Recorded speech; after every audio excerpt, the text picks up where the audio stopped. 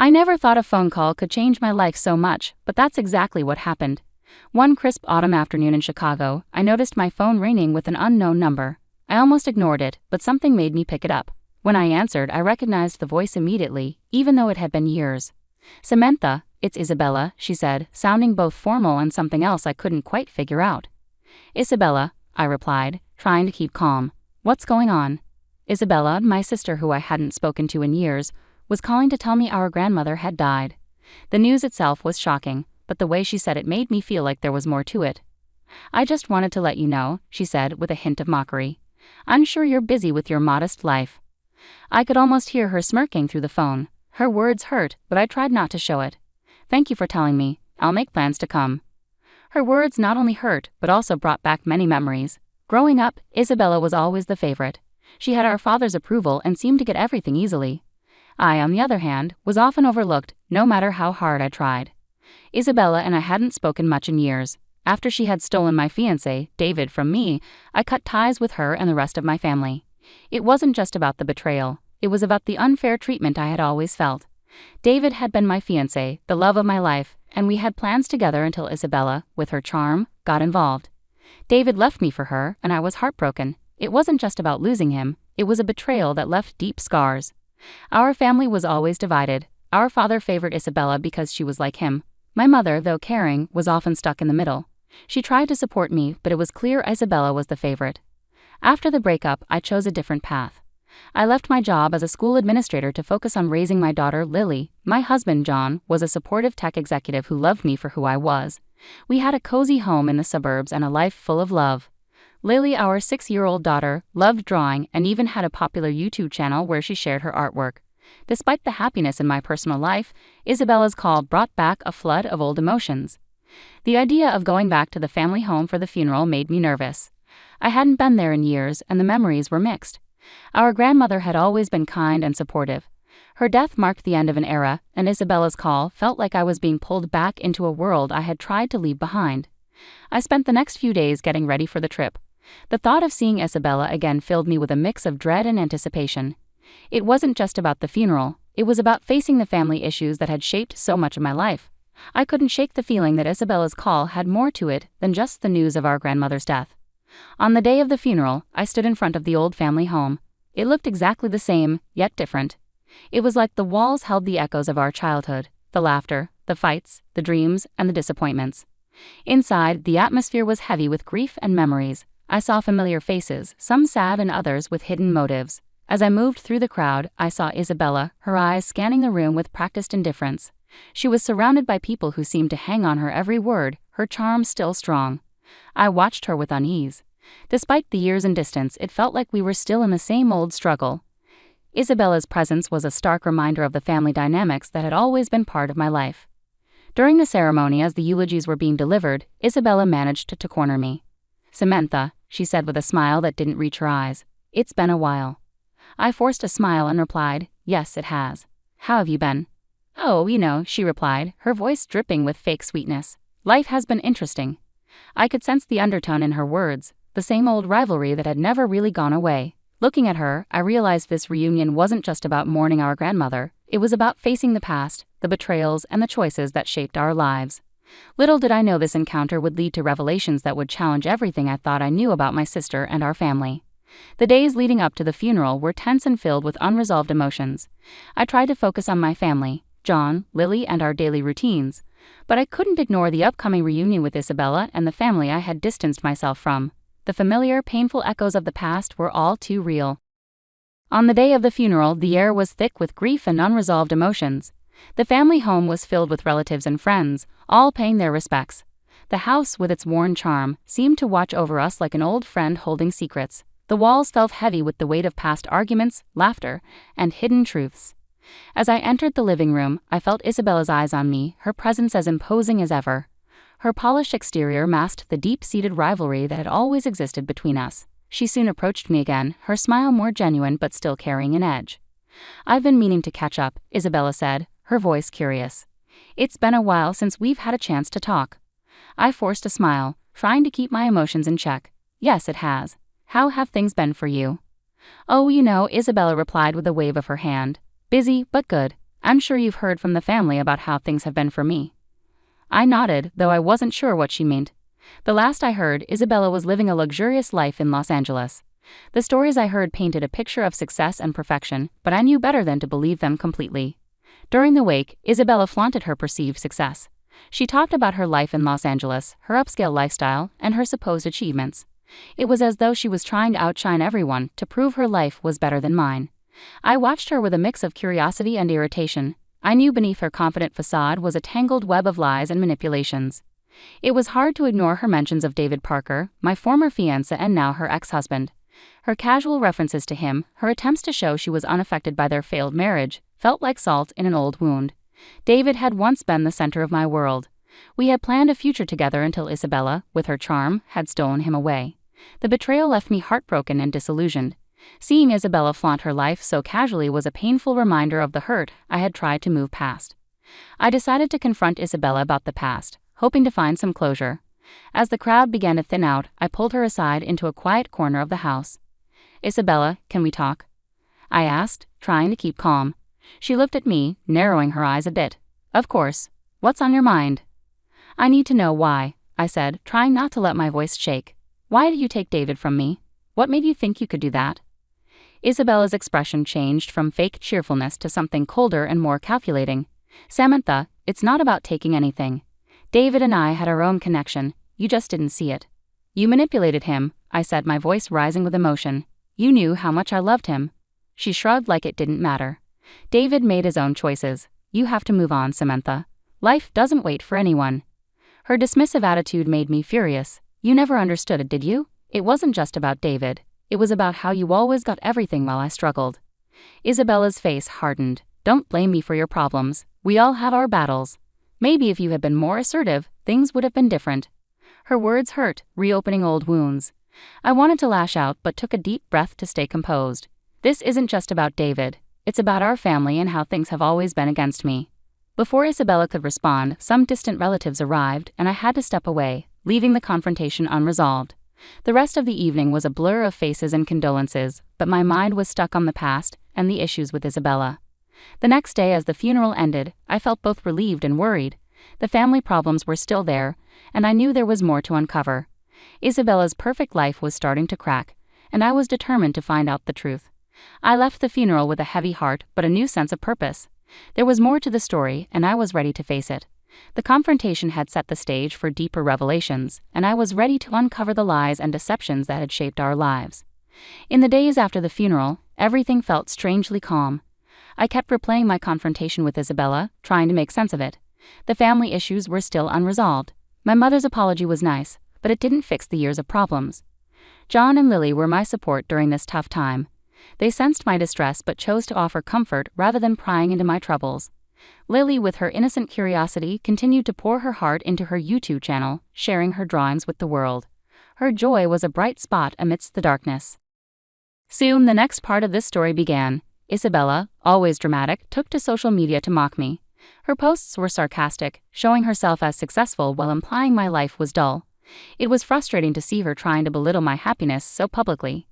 That's when Lily's YouTube channel became a tool in this battle. After a particularly cruel post from Isabella, Lily and I decided to use her platform for more than just showcasing her drawings. I helped Lily create a video that countered Isabella's lies, focusing on the positive aspects of our life and subtly addressing the falsehoods Isabella was spreading. The video, though seemingly innocent, had clear references to Isabella's attempts to undermine us. It quickly gained attention, and soon the comment sections of both Lily's channel and Isabella's posts were filled with reactions. People began to see Isabella's facade for what it was, a mask hiding her insecurities and deceptions. As the video went viral, Isabella's reputation started to crumble. The backlash on social media was quick and harsh. Comments pointed out the inconsistencies in her stories and questioned her integrity. The spotlight she had crafted was now exposing her vulnerabilities. Meanwhile, Isabella's personal life began to fall apart too. David, struggling with the public fallout from our confrontation and the negative attention on his and Isabella's failed marriage, made a significant mistake at work. This led to his dismissal from his job as a software engineer. The pressure was too much for him, and he fell into a deep spiral of self-doubt. Unable to cope with the financial and emotional strain, Isabella made a drastic decision. She filed for divorce, cutting the last ties with David. Their son James, caught in this turmoil, was placed into a care facility because of Isabella's unstable situation, a stark contrast to the privileged life she once flaunted. The family dynamics were changing fast. My mother, who had always favored Isabella, approached me with a heartfelt apology for the past. She admitted that her favoritism towards Isabella was a mistake and acknowledged the hurt it caused. "I'm sorry for everything, Samantha," she said, her eyes filled with regret. "We should have treated you better. I see now how much pain we caused." I appreciated her words, but the scars of the past were not easily healed. I chose to keep a distant but cordial relationship with her, focusing on what truly mattered: my family's happiness and well-being. Amid these revelations, John and I decided to take a break from the chaos. We planned a joyful outing to an amusement park, a chance for Lily to enjoy herself and for us to reconnect as a family. It was a reminder of the simple joys and the love we shared. The trip was everything we needed, a day filled with laughter and bonding. It reinforced the strength of our family and highlighted the content life we had built together. It was a much-needed break from the drama and reminded me of the importance of moving forward with love and support. As we enjoyed the day, I realized that while the past had its shadows, the future held the promise of light. With Isabella's downfall and the family's apologies, I felt a sense of closure. The journey was far from over, but for now I could focus on cherishing the present and looking forward to a brighter future. The weeks after our trip to the amusement park brought a profound sense of calm. My life, once shaken by family discord, was finding its balance again. As I looked around at my little family, I realized how much we had grown through all the trials. Isabella's downfall was a hard lesson, but it was a reminder of the destructive power of envy and manipulation. Her failed attempts to belittle my life had only served to bring her own downfall into the spotlight. The divorce, the loss of her son to a care facility, and her diminishing reputation were harsh consequences of her choices. David, once a part of my life and now a figure of past regrets, faced his own challenges. His dismissal from his job left him struggling to find his footing. Yet despite everything, I felt detached from him. My focus had shifted entirely to my own family and the life we had worked so hard to build. John and I continued to nurture our relationship, finding strength in each other. Our daughter, Lily, thrived in her creative endeavors. Her YouTube channel remained a beacon of joy and positivity, helping to distract from the negativity that had surrounded us. Watching her grow and flourish was a constant reminder of what really mattered. One day I received a letter from my mother. In it she expressed her sorrow for the way things had unfolded and asked for forgiveness. Her apology was heartfelt, but I knew that mending our relationship would take time. I responded with kindness, acknowledging her regret while emphasizing the importance of moving forward. Our family dynamics had been permanently altered, but the experience had also brought clarity. My parents' favoritism towards Isabella and the subsequent fallout had taught me invaluable lessons about resilience and forgiveness. Healing from these wounds required more than just time. It required understanding and a willingness to let go of past grievances. In the quiet moments of reflection, I understood that the pain of the past had forged a stronger bond within my own family. John, Lily, and I were more connected than ever, and our shared experiences had deepened our appreciation for one another. We found solace in our daily routines and the small moments that brought us joy. As summer turned to fall, I began planning a new project, one that would honor the lessons learned and the family we had become. I started a community initiative focused on helping families navigate conflicts and build stronger relationships. It was a way to turn my experiences into something positive, offering support and guidance to others who might be facing similar challenges. Looking back, I saw how far we had come from those turbulent days. The confrontation at our grandmother's funeral, the subsequent revelations, and the social media battles had all led to a profound transformation. Isabella's story was a cautionary tale, but it was also a testament to my own resolve and the importance of moving forward with love. As I closed the final chapter of the story, I felt a sense of closure. The journey had been hard but also enlightening. The road ahead was filled with promise, and I was ready to embrace it with an open heart. In the end, it was the love of my family and the lessons learned that had guided me through. With John by my side, Lily's laughter brightening our days, and the community project taking shape, I knew that the future was ours to shape.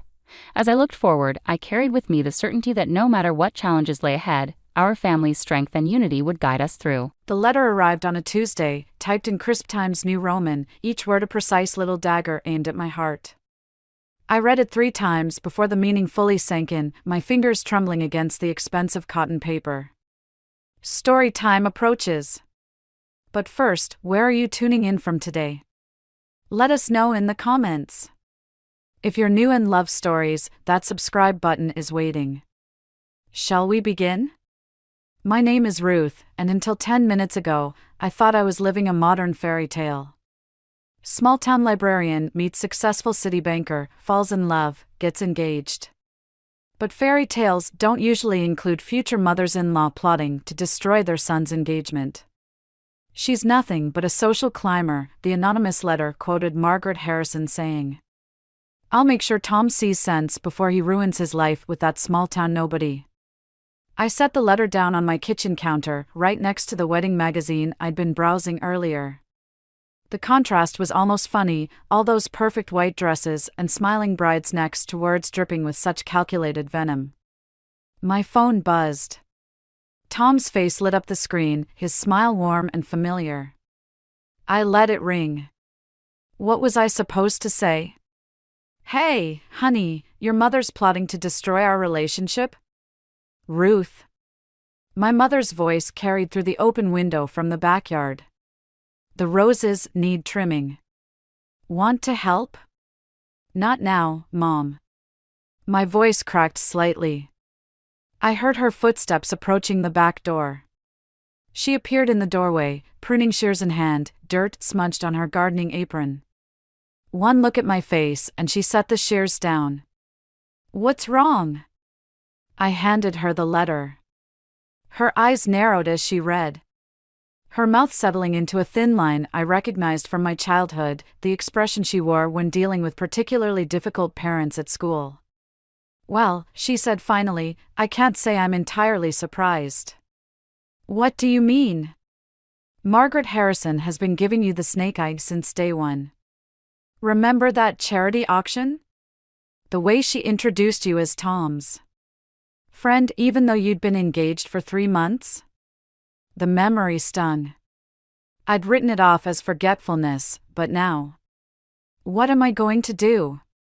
The question is, Mom said, settling into a kitchen chair, what do you want to do? The answer came surprisingly quick. I want to fight back. Ruth. No, Mom. I'm tired of pretending I don't notice the snide comments. The way she acts like I'm somehow not good enough for her precious family. I grabbed my phone as it buzzed again, another call from Tom. I'm going to prove her wrong. And how exactly do you plan to do that? I thought about Margaret's perfectly curated dinner parties, her carefully maintained image, her iron grip on her family's social standing. By finding out what she's hiding. Nobody's that perfect. You might not like what you find, Mom warned. And Tom needs to know who his mother really is. I picked up the letter again. She's having dinner with the Blakes tonight. I think it's time I paid Eleanor Blake a visit. Tom's grandmother? The one who never leaves her estate? The very same. I grabbed my car keys. She's the only one who knows all the Harrison family secrets. And I bet she'd love to share them with her future granddaughter-in-law. Mom stood up, concern etched on her face. Just remember, revenge has a way of hurting everyone involved. Including you. I paused at the door, my hand on the knob. I'm not looking for revenge, Mom. I'm looking for justice. But as I walked to my car, the letter burning a hole in my pocket, I wondered if there was really any difference between the two. Tom's name flashed on my phone screen again, and this time, I answered. Hey, I said, trying to keep my voice steady. We need to talk. The Harrison mansion loomed before me like a challenge, all gleaming windows and manicured hedges. Tom squeezed my hand as we walked up the granite steps, but I barely felt it. The anonymous letter felt like it was burning through my purse, each step bringing me closer to its author. Margaret opened the door herself, perfect in pearls and a silk blouse that probably cost more than my monthly salary. Thomas, darling. She air-kissed his cheek, then turned to me. Ruth. That's an interesting dress choice. I smoothed down my carefully selected cocktail dress, remembering the 4 stores I'd visited to find something suitable. Thank you, Margaret. The color reminded me of the roses in your garden. Her smile didn't reach her eyes. Well, do come in. Edward's already in the dining room. The house smelled of money and old secrets, leather-bound books, polished silver, and whatever expensive thing was being served for dinner. Edward stood as we entered, his quiet, "Hello, Ruth," somehow warmer than his wife's entire greeting. "I hear congratulations are in order," Margaret said as we settled around the massive dining table. "The library received some sort of grant?" "Yes," I replied, noting how she made it sound like a consolation prize. "We're expanding our children's literacy program." "How quaint. Though I suppose that's important in areas like yours." Tom shifted uncomfortably. "Mother. More wine?" Edward interrupted, reaching for the bottle. I noticed his hand trembled slightly. The first course arrived, something delicate involving seafood that I barely tasted.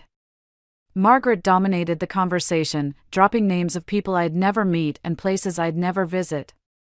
But I was watching her, really watching her for the first time. The way her eyes darted to Edward whenever certain names came up.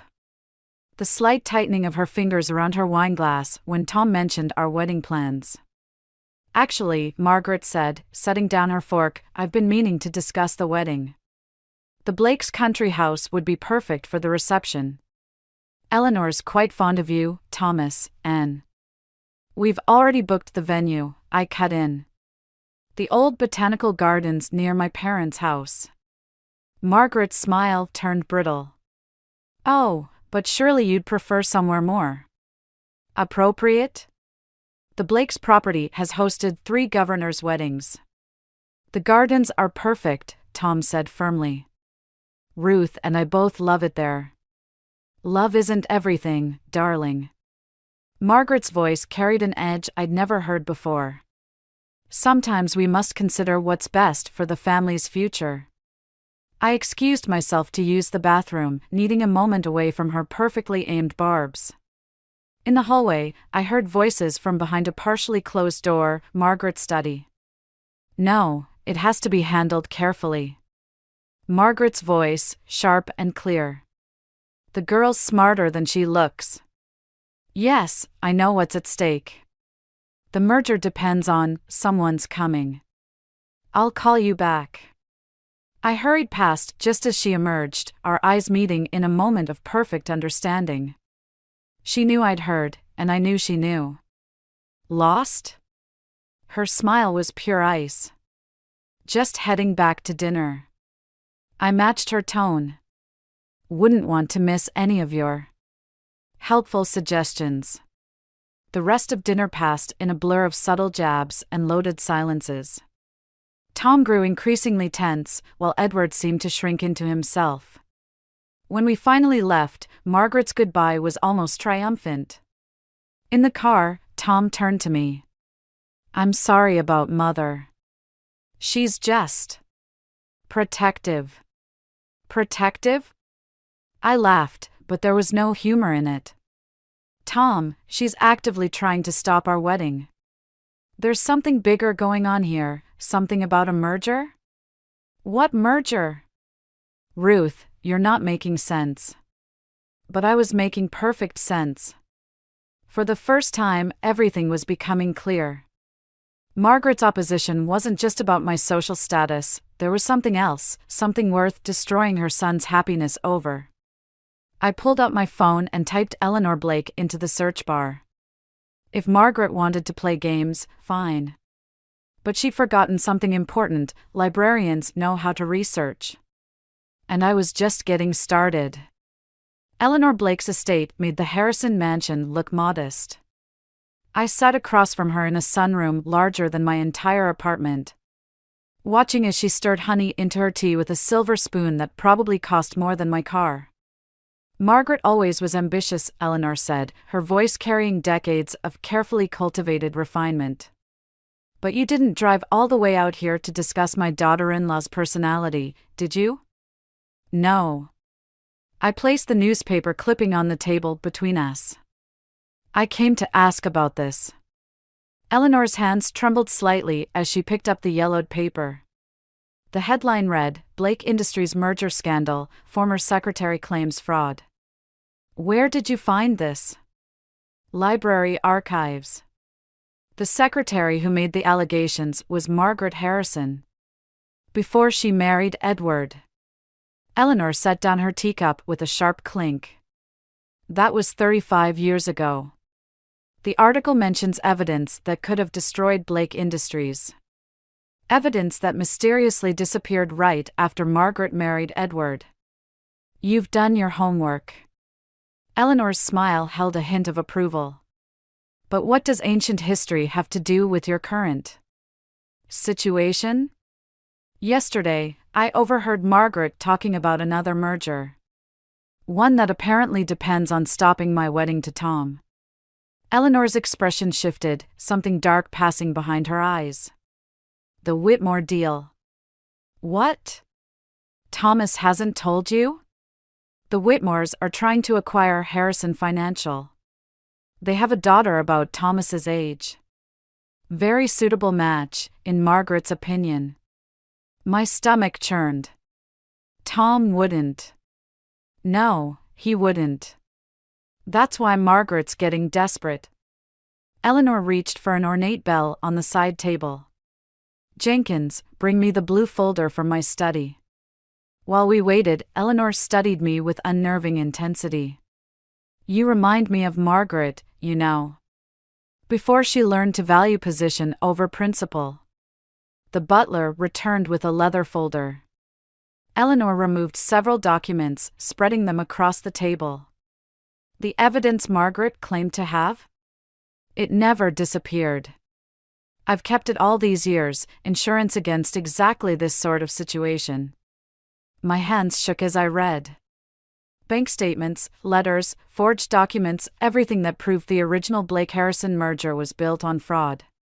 Why are you showing me this? Because Margaret's about to sacrifice her son's happiness to protect her position. Again. Eleanor's voice hardened. History doesn't just repeat itself, my dear. It's forced to repeat by people who refuse to learn from it. My phone buzzed, a text from Tom, where are you? Mother's called an emergency family meeting. Go, Eleanor said, gathering the documents. But remember, weapons only work if you're willing to use them. I drove to the Harrison house in a daze, the implications of Eleanor's revelations spinning through my mind. The family was already gathered in the living room when I arrived. Margaret stood by the fireplace, triumph written across her face. Ruth, how nice of you to join us. Her smile was razor sharp. I was just explaining to Thomas about the Whitmore opportunity. How it could secure his future, our family's future. By having him marry someone else? The words came out before I could stop them. Tom stood up. What? The merger depends on it, doesn't it, Margaret? I met her gaze steadily.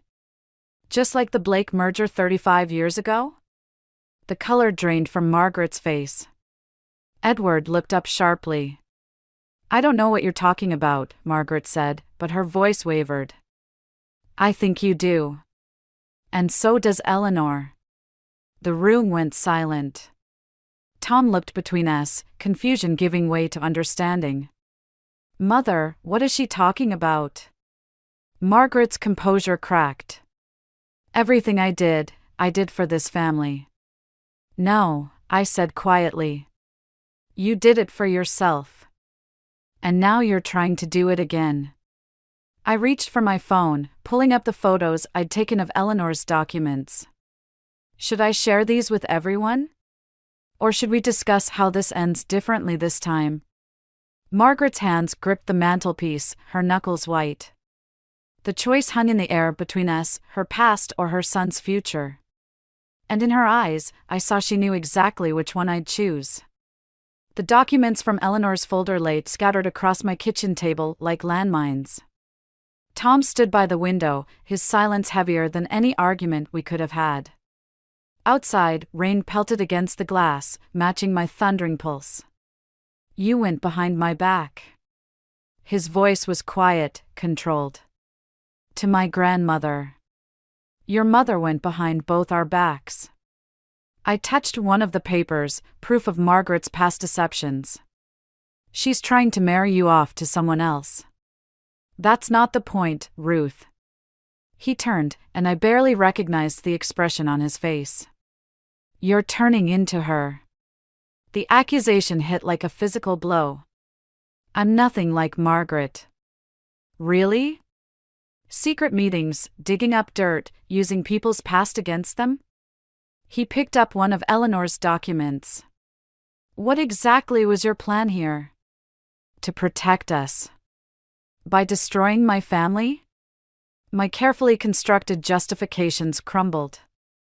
In the harsh light of Tom's disappointment, I saw what I'd become, someone who'd let revenge mask itself as righteousness. The doorbell rang, making us both jump. Through the front window, I saw Edward Harrison's car in my driveway. Tom opened the door. Edward stood there, soaked from the rain, looking older than I'd ever seen him. May I come in? I gathered the documents quickly, but Edward waved them away. I know what those are. I've always known. Then why didn't you ever say anything? Tom demanded. Because I loved her. Edward sank into a kitchen chair. And because I was a coward. Still am, probably. But I can't watch her do to you what she did to us. What do you mean? The Whitmore merger isn't just about business, Tom. It's about Margaret's revenge against Eleanor. The Whitmores were involved in the original scandal, they helped cover it up. If this merger goes through, it'll protect everyone involved. Everyone except Eleanor. My phone buzzed, a text from Margaret, we need to talk. Alone. She's trying to divide us, Tom said, reading over my shoulder. No. I stood up. She's offering me a choice. Ruth. I need to see this through. I grabbed my car keys. But not the way I planned. Tom caught my arm. What are you going to do? I thought about Eleanor's words about weapons, about Margaret's desperate grip on her perfect life. About how easily I'd let myself become what I claimed to hate. I'm going to give her what she never gave anyone else, I said. A chance to choose differently. Edward spoke up.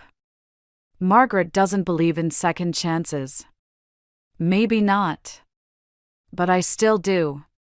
I touched Tom's face. That's the difference between us. The drive to the Harrison mansion felt like crossing a boundary. Margaret waited in her study, perfectly composed except for the slight tremor in her hands as she poured 2 glasses of wine. I assume you've come to negotiate, she said, offering me a glass. I didn't take it. No. I came to tell you I'm not using Eleanor's documents. Surprise flickered across her face. Why? Because I don't want to win that way. I met her gaze steadily. But I'm not backing down either. Tom deserves to choose his own path. Just like you deserved to choose yours 35 years ago. You know nothing about my choices. I know you were like me once. Before you decided status was worth more than happiness. I moved toward the door. The difference is, I'm choosing differently. And if I don't back down? I paused, hand on the doorknob. Then you'll lose Tom anyway. But this time, it'll be your choice, not mine. Walking away from Margaret's study felt like emerging from a dark room into sunlight. Tom waited in my driveway when I got home, and the way he looked at me told me I'd made the right choice. Sometimes the hardest battles aren't won by fighting, but by refusing to become what we're fighting against. The annual Harrison family gathering felt like a powder keg waiting for a spark. I watched from the edge of the grand ballroom as Margaret worked the crowd, her laugh carrying across the room with practiced ease. The Whitmores were here too, their daughter Claire hovering near Tom with predatory grace. Eleanor caught my eye from her corner seat, raising her glass slightly. The documents she'd given me felt heavy in my clutch, though I'd promised myself I wouldn't use them.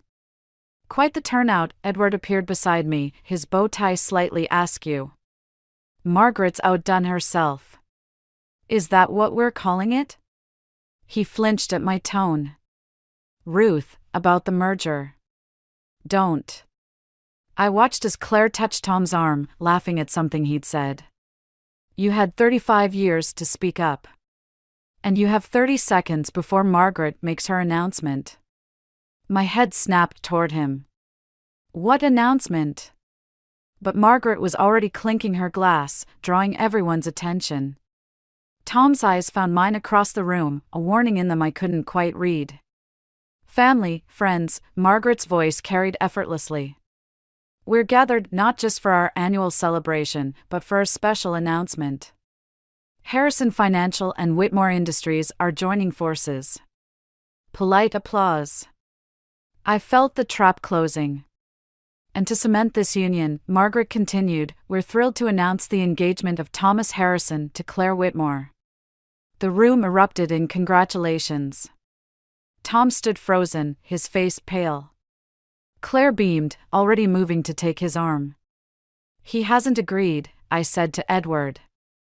He doesn't have to. The contracts were signed this morning. If he refuses, both companies face bankruptcy. The documents in my clutch suddenly felt like a lifeline instead of a burden. One move and I could burn it all down, Margaret's reputation, the merger, everything. Don't. Eleanor's voice behind me was soft, but firm. That's exactly what she wants. To prove you're no different from her. Then what am I supposed to do? Let her win? You're asking the wrong question. Eleanor's eyes were sharp.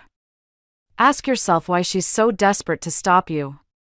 I looked around the room, at Margaret's triumphant smile, at Edward's defeated posture, at Tom's barely contained fury.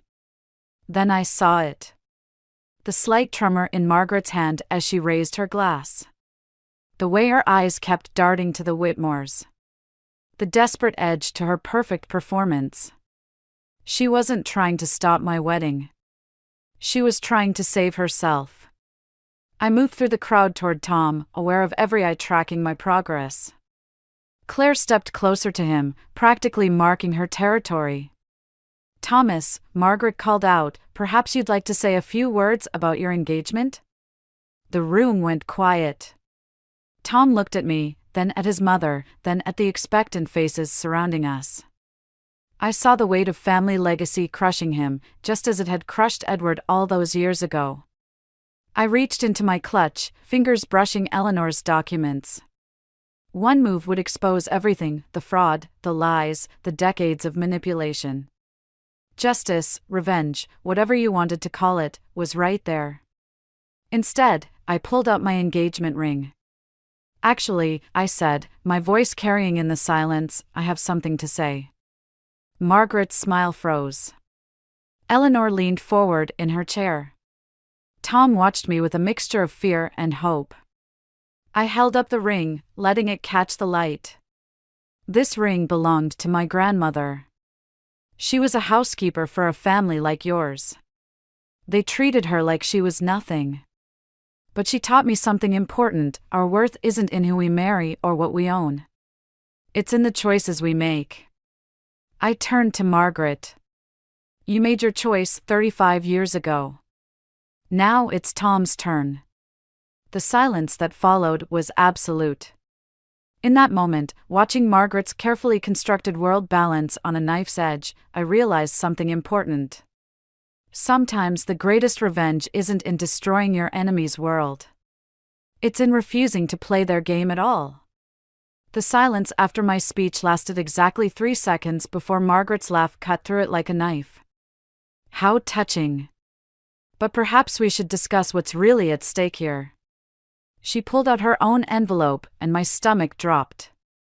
I recognized Eleanor's handwriting on the front. Mother, Tom warned, stepping forward. No, Thomas. It's time everyone knew exactly who they're dealing with. Margaret's voice carried across the ballroom. Did Ruth tell you how she obtained evidence about our family?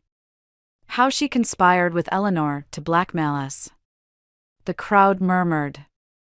Claire Whitmore's triumphant smile made my skin crawl. "That's not what happened," I said, but my voice sounded weak even to me. "No?" Margaret opened the envelope. "Then explain these emails between you and Eleanor, plotting to expose the merger's history. Plotting to destroy not just my reputation, but the livelihoods of hundreds of employees who depend on both companies." Tham turned to me, his expression unreadable. "Is this true?" I never intended. The words stuck in my throat as I watched Margaret produce printout after printout. "Of course you didn't intend," Margaret's voice dripped with false sympathy. "Just like you didn't intend to use my past against me. To exploit an old woman's bitterness for your own gain." Eleanor stood up shakily. "That's enough, Margaret." "Is it?" "Because I have more. About Ruth's midnight visits to your house, about the documents she copied without permission. About her plans to reveal everything at this very gathering." Each word was a nail in my coffin. I watched as the room turned against me, saw the doubt creep into even Edward's sympathetic gaze. "Ruth." Tham's voice cracked slightly. "Tell me you didn't do this." But I had done it. All of it. The investigation, the secret meetings, the planned exposure, everything except the final reveal. And now Margaret had turned my own weapon against me, making me look exactly like what I'd accused her of being. A manipulative social climber willing to destroy a family for personal gain. "I was trying to protect us," I whispered. "By becoming exactly what you claimed to hate?" Tham's words echoed my own thoughts from days ago. Claire slipped her arm through Tham's. "I think we all know what this is really about. A small-town girl who couldn't handle the fact that she didn't belong." I looked around the room, at the faces that had turned from curious to condemning, at Eleanor's defeated posture, at Edward's averted gaze. Even the servants seemed to be avoiding eye contact. "Tham," I reached for him, but he stepped back. "I think," Margaret said quietly, "it would be best if you left." The walk to the door felt endless. Each step echoed against the marble floor, accompanied by whispers and judgmental stares. I'd come here planning to expose Margaret's true nature, but instead, I'd revealed my own. At the doorway, I turned back one last time. Tham stood frozen between his mother and Claire, looking lost and betrayed. Margaret's victory was complete. She'd managed to make me destroy myself without lifting a finger. "Congratulations," I said, my voice surprisingly steady. "You win." "Oh, Ruth," Margaret smiled sadly. "I won the moment you decided to play my game." Outside, the night air hit me like a slap. My phone buzzed, a message from Eleanor, "I'm sorry." She found my phone. She knew we were meeting. Another buzz, "Tham, I need time." A final message from Margaret, "The invitation to the wedding will be in the mail. Do be a dear and don't attend." I sat in my car, staring at the Harrison mansion glowing warmly against the dark sky. Everything I'd fought against, everything I'd tried to prevent, had happened anyway. And worse, I'd proven Margaret right about me all along. The engine started with a quiet purr. As I pulled away from the curb, I caught a glimpse of movement in an upstairs window, Edward, watching me leave. In that moment, I finally understood him completely. Sometimes the price of fighting monsters isn't that you become one. It's that you realize you were capable of being one all along. The wedding invitation arrived exactly as Margaret promised. I stared at the cream-colored envelope for a long moment before reaching for my car keys instead. 3 weeks of silence was enough. The Whitmore mansion blazed with pre-wedding celebration lights. I parked across the street, watching the shadows of guests moving behind gauzy curtains. Then I saw her, Margaret, slipping out onto the balcony alone, a champagne flute in her trembling hand. Security was laughably easy to bypass. Years of library work had taught me every building had its service entrances, its quiet corners, its forgotten paths. "Enjoying your victory?" I stepped out of the shadows onto the balcony. Margaret didn't turn around. You shouldn't be here. Neither should you. I moved beside her, looking out over the manicured gardens. The Whitmores are going to find out eventually. About the fraud, about Eleanor's evidence, all of it. They already know. Her laugh was hollow. They've always known. Why do you think they insisted on this marriage? The pieces clicked into place. They're blackmailing you. Welcome to high society, dear. She drained her glass. Where everyone knows everyone else's secrets, and we all pretend not to notice the knives in our backs. Then why fight so hard to stay in it? Because the alternative is becoming nothing. Her voice cracked. Like I was before. Like you are now. The door behind us opened. Tom stood there, his bow tie askew, Claire's lipstick on his collar. The sight hit harder than I expected. Ruth. His voice was barely a whisper. Don't worry, I said. I'm not here to stop your wedding. Then why are you here? Margaret turned finally, her perfect mask slipping. To show you something. I pulled up my phone, opened the email I'd received that morning. The library board approved my proposal. We're starting a foundation for adult education. First-generation college students, single parents, people looking for second chances. Margaret's eyes narrowed. And I'm naming it after you. The champagne flute slipped from her fingers, shattering on the marble. Tom took a step forward, but I continued. The Margaret Harrison Second Chance Foundation. For people who want to change their lives without losing themselves. Like you could have, 35 years ago. You're mocking me. No. I'm offering you what you never offered anyone else, a way out that doesn't require destruction. The balcony fell silent except for the distant sounds of the party. Tom looked between us, understanding dawning in his eyes. The merger, he said slowly. The Whitmores, they're using something from your past? Margaret's hands gripped the balcony rail. Thomas. Tell him, I said quietly. Or I will. But this time, it won't be about revenge. It'll be about truth. She broke. The whole story spilled out, her humble beginnings, the original fraud, the years of covering it up. With each word, her perfect posture crumbled until she was just a woman, tired of carrying decades of lies. Tom listened silently, his face unreadable. When she finished, he looked at me. You knew all this? And you didn't use it? I learned from the best. I met Margaret's gaze, what happens when you let revenge consume you. The party music swelled inside, Claire's laugh carrying through the glass doors. Tom straightened his bow tie with trembling fingers. I have to go back in, he said. They're expecting. No. Margaret's voice was firm. No more expectations. No more perfect lies. She turned to me. Your foundation, does it need a board member? Mother? Tom's surprise mirrored my own. The Whitmores can't blackmail me with a past I'm not hiding anymore. She smiled, and for the first time, it reached her eyes.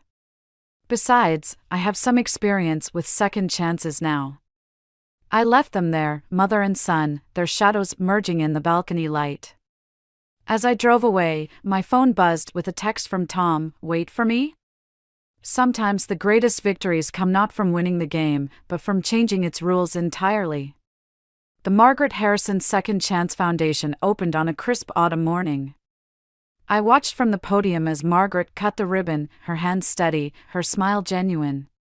The crowd, a mix of society figures and future students, applauded politely, uncertain how to react to this new version of Margaret Harrison. Ready for the tour? I asked as the crowd dispersed. She ran her hand along the brass nameplate. It's smaller than I expected. We start small. Grow authentically. I led her through the converted warehouse. Like you could have, if you'd had the chance. Students were already filling the classrooms, their voices echoing through halls still smelling of fresh paint. A woman about Margaret's age sat in the front row of the computer literacy class, her work-worn hands hovering uncertainly over the keyboard. Margaret paused in the doorway. That could have been me. It still can be. I handed her a course catalog. The board position includes mandatory participation in at least one class. Her laugh was surprised, genuine. Clever girl. In the main office, Edward was hanging pictures, not of society galas or corporate mergers, but of real moments. Margaret's first day as a secretary. Eleanor's childhood home. The small church where Margaret and Edward had originally planned to marry before society expectations changed everything. The Whitmores sent this. Margaret handed me an envelope. Inside was a check, a substantial one, and a note for second chances. They're not as powerful without secrets to hold over people, I observed. No, she agreed. None of us are. The afternoon sun slanted through the windows as we reached the library, my pride and joy. Tom was there, shelving books alongside my father. They'd been working together lately, Tom learning carpentry, Dad learning to trust again. The Foundation's first donation, Margaret said, pulling a book from her bag. Her old secretary handbook, pages dog-eared and marked. For those who want to learn how to climb without falling. I placed it on the shelf marked New Beginnings. You know, Margaret said quietly, I spent so long trying to bury that scared young secretary, I forgot she was the strongest part of me. She still is. I touched the handbook's worn spine. Strong enough to start over. Eleanor arrived as we were closing up, leaning on her cane but standing straighter than I'd ever seen her. Well, this is certainly not what I expected when I gave you those documents. No, I agreed. It's better. The four of us, Eleanor, Margaret, Tom, and I, stood in the fading light of the library. Not quite whole, not quite healed, but something new taking shape. The board meets Tuesday mornings, I told Margaret. Business casual dress code. She smoothed her designer suit. I'll have to go shopping.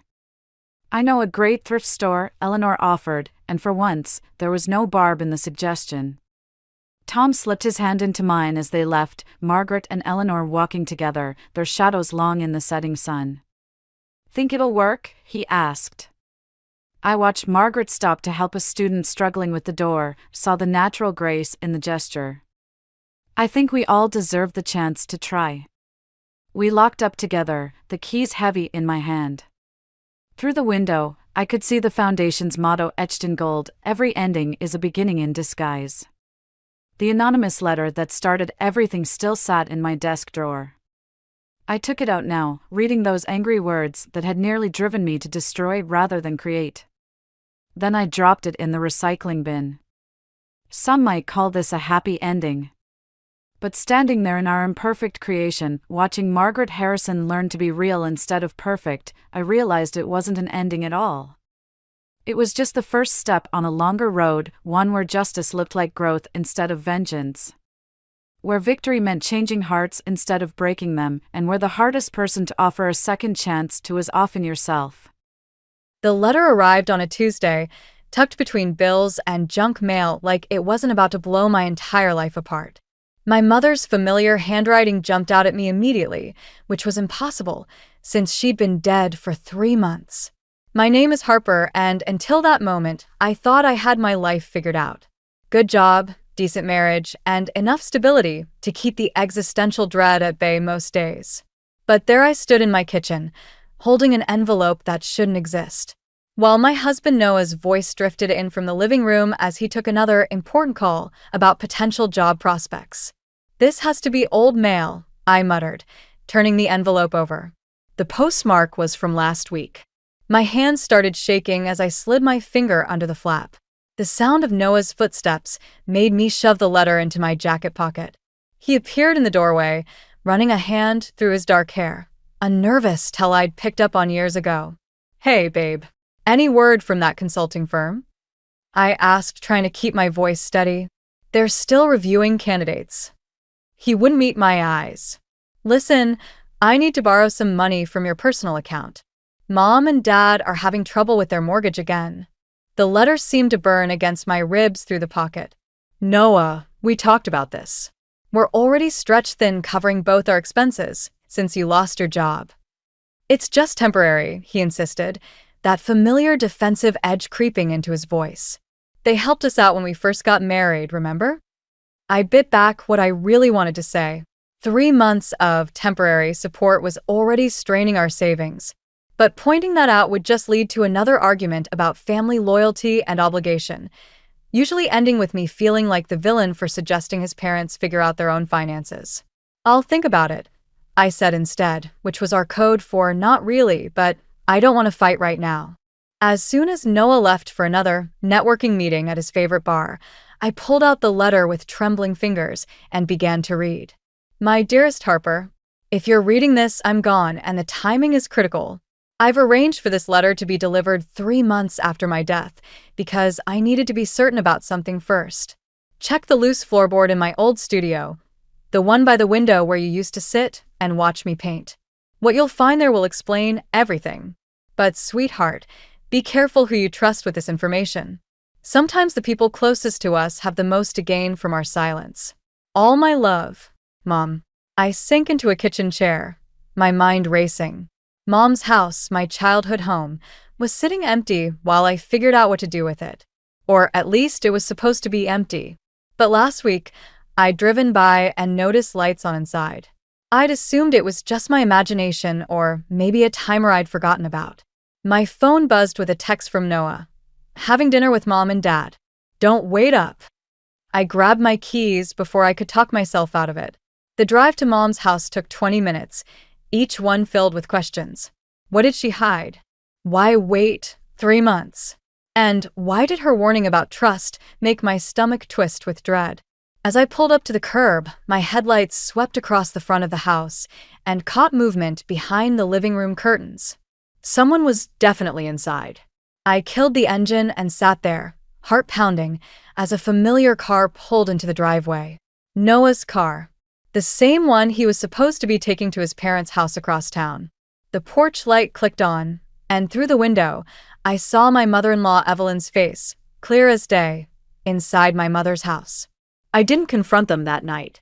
Instead, I drove home in a daze, my mother's letter burning a hole in my pocket and questions burning holes in my mind. The next morning, I got ready for work like everything was normal, like I hadn't caught my husband and his mother sneaking around my dead mother's house. The promotion announcement came during the morning meeting. My boss beamed as she told everyone I'd be taking over as head of financial operations. Under different circumstances, this would have been the highlight of my year. Now it felt like one more match being tossed onto an already smoldering pile of kindling. Noah was waiting at home when I got back, sprawled on the couch with his laptop. How was work? He asked, not looking up. I got the promotion. I kept my voice neutral, watching his reaction. His fingers stopped typing. Oh, just that one syllable, heavy with something that wasn't quite congratulations. Have you told Mom and Dad yet? Why would I tell your parents before telling you? He finally met my eyes. They're coming over for dinner tonight. I thought we could celebrate as a family. My stomach clenched. You invited them without asking me? Come on, Harper. They're just trying to be supportive. 2 hours later, I was setting the table while Evelyn hovered in my kitchen, rearranging my spice rack to make more sense. Every time I looked at her, I remembered her silhouette in my mother's window. Noah tells us you got a promotion, Walter said from his seat at the head of my table, a spot he always claimed without asking. That's quite a responsibility. Are you sure you're ready for that kind of pressure? I've been doing most of the work already, I replied, placing down the last fork with perhaps more force than necessary. The title just makes it official. Evelyn turned from the spice rack. But surely with Noah between positions right now, you'll want to focus more on supporting him? A wife's primary duty is to her husband, after all. I caught Noah's slight wince. He opened his mouth, probably to change the subject, but I was done playing nice. Actually, I said, my primary duty is to my career, which is currently supporting this entire household. The room went silent. Walter's face darkened, and Evelyn pressed her hand to her chest like I'd physically struck her. "Harper," Noah warned quietly. "No, let's talk about it," I continued, surprising myself with how steady my voice was. "Let's talk about how I'm paying our mortgage, our bills, and somehow still finding money to help with your parents' expenses. Let's talk about why you were at my mother's house last night when you told me you were having dinner with them." The color drained from Noah's face. Evelyn's hand dropped from her chest, and her expression shifted from shocked to calculated. "We were simply checking on the property," she said smoothly. "As family, we feel responsible for helping maintain it while you're dealing with your grief." "That's interesting," I replied, considering I never gave anyone permission to enter the house. "Noah has a key," Walter cut in. "And as my husband, he has no legal right to that property. It's not in his name." Noah stood up suddenly. "Can we discuss this later? In private." "Why?" I challenged. "So, you can come up with better excuses?" "You're being hysterical," Evelyn said, her voice dripping with concern that didn't reach her eyes. "This is exactly why we worry about you taking on too much responsibility. The stress is clearly affecting your judgment." I laughed, a sharp, bitter sound that seemed to startle everyone, including myself. "My judgment is just fine. In fact, it's never been clearer." I pulled my mother's letter from my pocket and placed it on the table. "Would anyone like to explain why my dead mother felt the need to warn me about trusting the people closest to me?" The silence that followed was deafening. Noah stared at the letter like it was a snake about to strike. But it was Evelyn's reaction that confirmed my suspicions, the flash of recognition in her eyes before she could hide it. "What exactly did you find in my mother's studio?" I asked quietly. "And how long have you been looking for it?" After the disastrous dinner, I spent hours combing through our bank statements. The truth revealed itself in a series of small withdrawals, each one a paper cut to my trust in Noah. He'd been moving money to his parents' account for months, thousands of dollars hidden behind vague descriptions like household expenses and maintenance fees. The next morning, I found Noah in the kitchen, making coffee like it was any other day. The sight of him standing there, so casual, made my blood boil. "Want to explain these transfers?" I slid the printed statements across the counter. He glanced at them, then away. "I was going to tell you." "When?" "After you'd emptied our savings." "They needed help with their mortgage," he said, his voice taking on that defensive tone I'd grown to hate. "Dad's pension isn't covering everything since the market crashed. So, you decided to secretly drain our account instead of having an adult conversation about it?" "Because I knew you'd react like this." He slammed his coffee mug down. "You don't understand what it's like having parents who actually need you. Your mom left you that house, plus whatever she hid in that studio. What exactly did your mother find there?" I cut in, watching his face carefully. He froze for a split second, long enough to confirm he knew something. "Nothing. We were just cleaning." "Cleaning what?" "The floorboards." The moment I said it, his eyes widened slightly. "That's it, isn't it? You found my mom's letter somehow. You knew about the loose floorboard. Harper, did you find what she hid there? Is that why you've all been sneaking around my house?" Instead of answering, he pulled out his phone. I watched in disbelief as he typed out a message. "Are you texting your mother right now? She needs to be part of this conversation." I grabbed my car keys. "No, she really doesn't.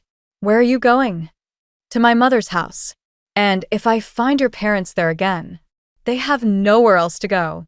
The words exploded out of him. "The bank foreclosed on their house 2 months ago. They've been staying at Mom's place because—" "My mother's house," I corrected coldly. "And what exactly is Mom's place?" He ran his hands through his hair, a gesture that used to make me want to comfort him. Now, it just looked manipulative. "Mom says she and your mother had an arrangement. Something about shared ownership or—" I laughed, the sound harsh even to my own ears. "My mother would never agree to that. She didn't even like Evelyn." "That's not true. They were close. Mom has proof." "What proof?" But he was already texting again, probably warning them I was coming. I left him standing there, his excuses following me out the door. The drive to my mother's house felt different this time. Every memory of the past few months shifted, taking on new meaning. Noah's late-night networking meetings. The way Evelyn had pushed to help organize Mom's belongings after the funeral. The mysterious disappearance of some of Mom's paintings. When I pulled up to the house, Evelyn was waiting on the porch like she owned the place. Maybe in her mind, she did. "Harper, dear," she called out, all sugary concern. "Noah said you were upset. Let's talk about this rationally." I walked past her into the house, my house, and headed straight for the studio. The room still smelled like oil paints and turpentine, but something was off. The furniture had been rearranged, and Mom's easel was missing. I knelt by the window, running my fingers along the floorboards. The loose one was gone, replaced with a new board that didn't quite match the others. "We had to fix it," Evelyn said from the doorway. "It was a safety hazard. But don't worry, we kept everything we found. Your mother's letter mentioned some important documents." I stood up slowly, fury burning through my veins. "What documents?" "The deed to the house, of course. And the agreement she and I made about shared ownership." She smiled, but it didn't reach her eyes. "You understand now why we had to take matters into our own hands. We're family, after all." I spent that night in a hotel, ignoring Noah's calls and trying to make sense of Evelyn's claims. The next morning, I did something I should have done weeks ago. I called my mother's lawyer, Marcus. "I was wondering when you'd contact me," he said, his voice grave. "I've been trying to reach you about some concerning activity with your mother's accounts." My stomach dropped. "What kind of activity?" "Someone's been attempting to access her safety deposit box using an old power of attorney document. The bank flagged it as suspicious since the document appeared to be dated after your mother's death." I gripped my phone tighter. "Let me guess, Evelyn Prescott? You know about this?" "I'm learning more every day." I took a deep breath. "Marcus, I need to know, did my mother ever make any agreement about shared ownership of the house with Evelyn?" "Absolutely not." His voice sharpened. "In fact, your mother specifically amended her will 3 months before her death to ensure the house would be solely yours.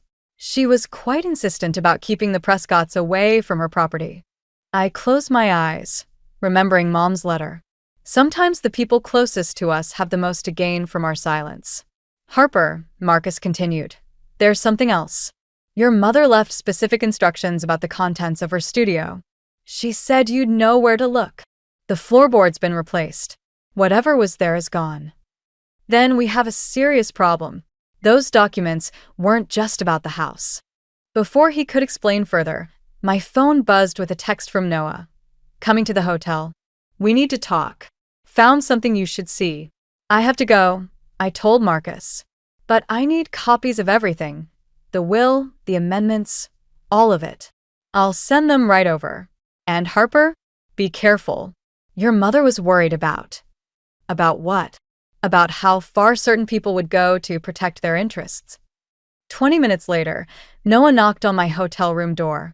He looked terrible, like he hadn't slept all night. "Before you say anything," he started, pulling out a folder, "you need to see these." Inside were photographs, dozens of them, of my mother and Evelyn together. Shopping, having lunch, looking like close friends. The most recent ones were dated just weeks before Mom died. "See?" Noah's voice was almost pleading. They were friends. Mom wasn't lying about that. I picked up one photo, studying it carefully. "These are fake." "What?" "No, they're." My mother broke her wrist 6 months before she died. She wore a brace for weeks. I held up the supposedly recent photo. No brace. And her hair was different by then. "These are old photos, probably from years ago, digitally dated to look recent." Noah's face fell, but Mom said, "Your mother is trying to steal my house, Noah. She forged documents, broke in, and took whatever my mom left in that studio. And you've been helping her." They needed somewhere to live. The foreclosure. "Stop." My voice cracked. "Just stop lying." I talked to Marcus. Mom specifically changed her will to keep your family away from the house. She knew something like this would happen. "Harper, please. They're still my parents. We can figure something out. We. I laughed bitterly. There is no we anymore. You chose your side the moment you started emptying our accounts behind my back. His expression hardened. Fine. Then you should know Mom found documents in the studio. Legal papers that prove she has a claim to the house. If you force this, it'll get ugly. It's already ugly. I open the door. Tell your mother she has 24 hours to get out of my house before I file charges for breaking and entering, theft, and fraud. You wouldn't. I met his eyes. Try me. After he left, I checked my email. Marcus had sent the will documents, along with a cryptic message. Found something interesting in your mother's old financial records. Call me ASAP. My phone buzzed again, another text from Noah. Mom says to remember what happened to the paintings. I froze, suddenly understanding. The missing artwork, the forged documents, the desperate attempts to access Mom's safety deposit box. This wasn't just about the house. This was about what my mother had hidden and what the Prescotts would do to get it. Marcus's office was a maze of filing cabinets and leather-bound books. But what caught my attention was the painting on his wall, one of my mother's landscapes that had gone missing from her studio. Evelyn sold it to me last week, he said, following my gaze. Said she was handling the estate sale. I knew something wasn't right. I sank into the chair across from his desk. What did you find in the financial records? He pulled out a thick folder. Your mother was investigating Walter Prescott's old engineering firm. Specifically, their involvement in a series of construction projects that collapsed 10 years ago. 3 people died. My hands started shaking. What does that have to do with my mother? She was an artist, yes, but she also did forensic accounting work. She found evidence of fraudulent inspections, falsified safety reports, all signed off by Walter. The pieces started falling into place. That's what she hid in the studio. Proof of their corruption. And now they're desperate to find it. Marcus leaned forward. The statute of limitations on criminal charges has expired, but civil suits? Those could still bankrupt them. My phone buzzed, Noah again. We need to talk. Found a solution everyone can live with. They're trying to make a deal, I said. Marcus's expression darkened. Be careful. People who've covered up deaths once won't hesitate to do it again. I stood up. I need copies of everything. Already done. But Harper, there's more. Your mother's safety deposit box? It doesn't contain documents. It contains a key to a storage unit. Before I could respond, another text came through. This time from an unknown number. Your mother should have minded her own business. Like mother, like daughter? I showed Marcus the message. His face went pale. Your mother's death wasn't investigated thoroughly, he said quietly. The medical examiner ruled it natural causes, but what? She left me a letter too. Said if anything happened to her, I should look closer at her medication. The world tilted sideways. I gripped the edge of his desk, remembering how often Evelyn had helped during Mom's final weeks, organizing her pills, bringing her food. My phone rang, Noah again. This time I answered. Come home, he said. Mom has a proposition. We can fix this. Fix what? The fraud? The theft? Or my mother's murder? There was a long pause. What are you talking about? Ask your parents about the construction projects. Ask them what really happened to my mother. Harper, you're not thinking clearly. Just come home. We can work this out as a family. Family? I laughed, the sound bordering on hysteria. Your family killed my mother. That's a serious accusation. A new voice said, Evelyn listening in. Be very careful about what you say next, dear. Grief can make people imagine terrible things. I thought about Mom's letter, her warning about trust, her final weeks of illness. 24 hours, I said. Get out of my house and return everything you took, or I'm going to the police with everything I have. You have nothing, Evelyn snapped, dropping her sweet facade. And if you're smart, you'll keep it that way. Some accidents are easier to arrange than others. The line went dead. I looked at Marcus, my hands still shaking but my mind suddenly clear. I need a forensic team at the house, I said. And I need to access that storage unit before they do. They'll be watching you. Let them. I pulled out my mother's letter, reading it again. Sometimes the people closest to us have the most to gain from our silence. I'm done being quiet. As I left his office, my phone buzzed one last time. Noah, don't make me choose between you and my family. I typed back 4 words. You already did. Goodbye. Then I turned off my phone and headed for the storage facility. It was time to finish what my mother started. The storage unit key felt heavy in my pocket as I pulled up to my mother's house. Something was wrong. The front door stood slightly open, and Noah's car wasn't the only one in the driveway. Walter's truck loomed like a threat. I called Marcus. They're here. The police are on their way. Don't go inside. But through the window, I could see them ransacking Mom's studio. Evelyn was pulling books from shelves while Walter attacked the walls with a hammer, looking for hidden compartments. And Noah was going through Mom's remaining paintings with a box cutter. I was through the door before I could stop myself. Get away from those. They all froze. Noah dropped the box cutter, looking guilty. But Walter and Evelyn's expressions were different, calculated, dangerous. Harper, Evelyn said smoothly. We were just doing some renovations. By destroying my mother's art? My voice shook. Or are you looking for more evidence of Walter's negligence? How many people died because of those falsified reports? Walter stepped forward, his face dark. You don't know what you're talking about. 3 families lost people they loved because you cut corners. And when my mother figured it out, she should have kept her mouth shut. Evelyn snapped. Just like you should. Noah moved between us. Everyone needs to calm down. Harper, we can work this out. Just tell us what's in the storage unit. The betrayal hit like a physical blow. You followed me to Marcus's office. We had to, he said, almost pleading. You're not thinking clearly. This could ruin everyone's lives. Your father already ruined lives. And your mother. I turned to Evelyn, rage burning through my fear. What did you put in her medication? How long did you plan it? Careful, dear. Evelyn's voice turned ice cold. Accusations like that could be dangerous. Grief can make people unstable. Accidents happen. Is that what happened to my mother? An accident. Walter stepped closer. Where's the storage unit key? The police are on their way. No, they're not, Noah said quietly. I saw you make that call. You were bluffing. The walls seemed to close in. I backed toward the door, but Walter was faster. He grabbed my arm, his fingers digging in painfully. The key, he demanded. Now. Let her go, Noah said, but his voice was weak, uncertain. Stay out of this, Walter snapped. You've done enough damage, letting her run wild like this.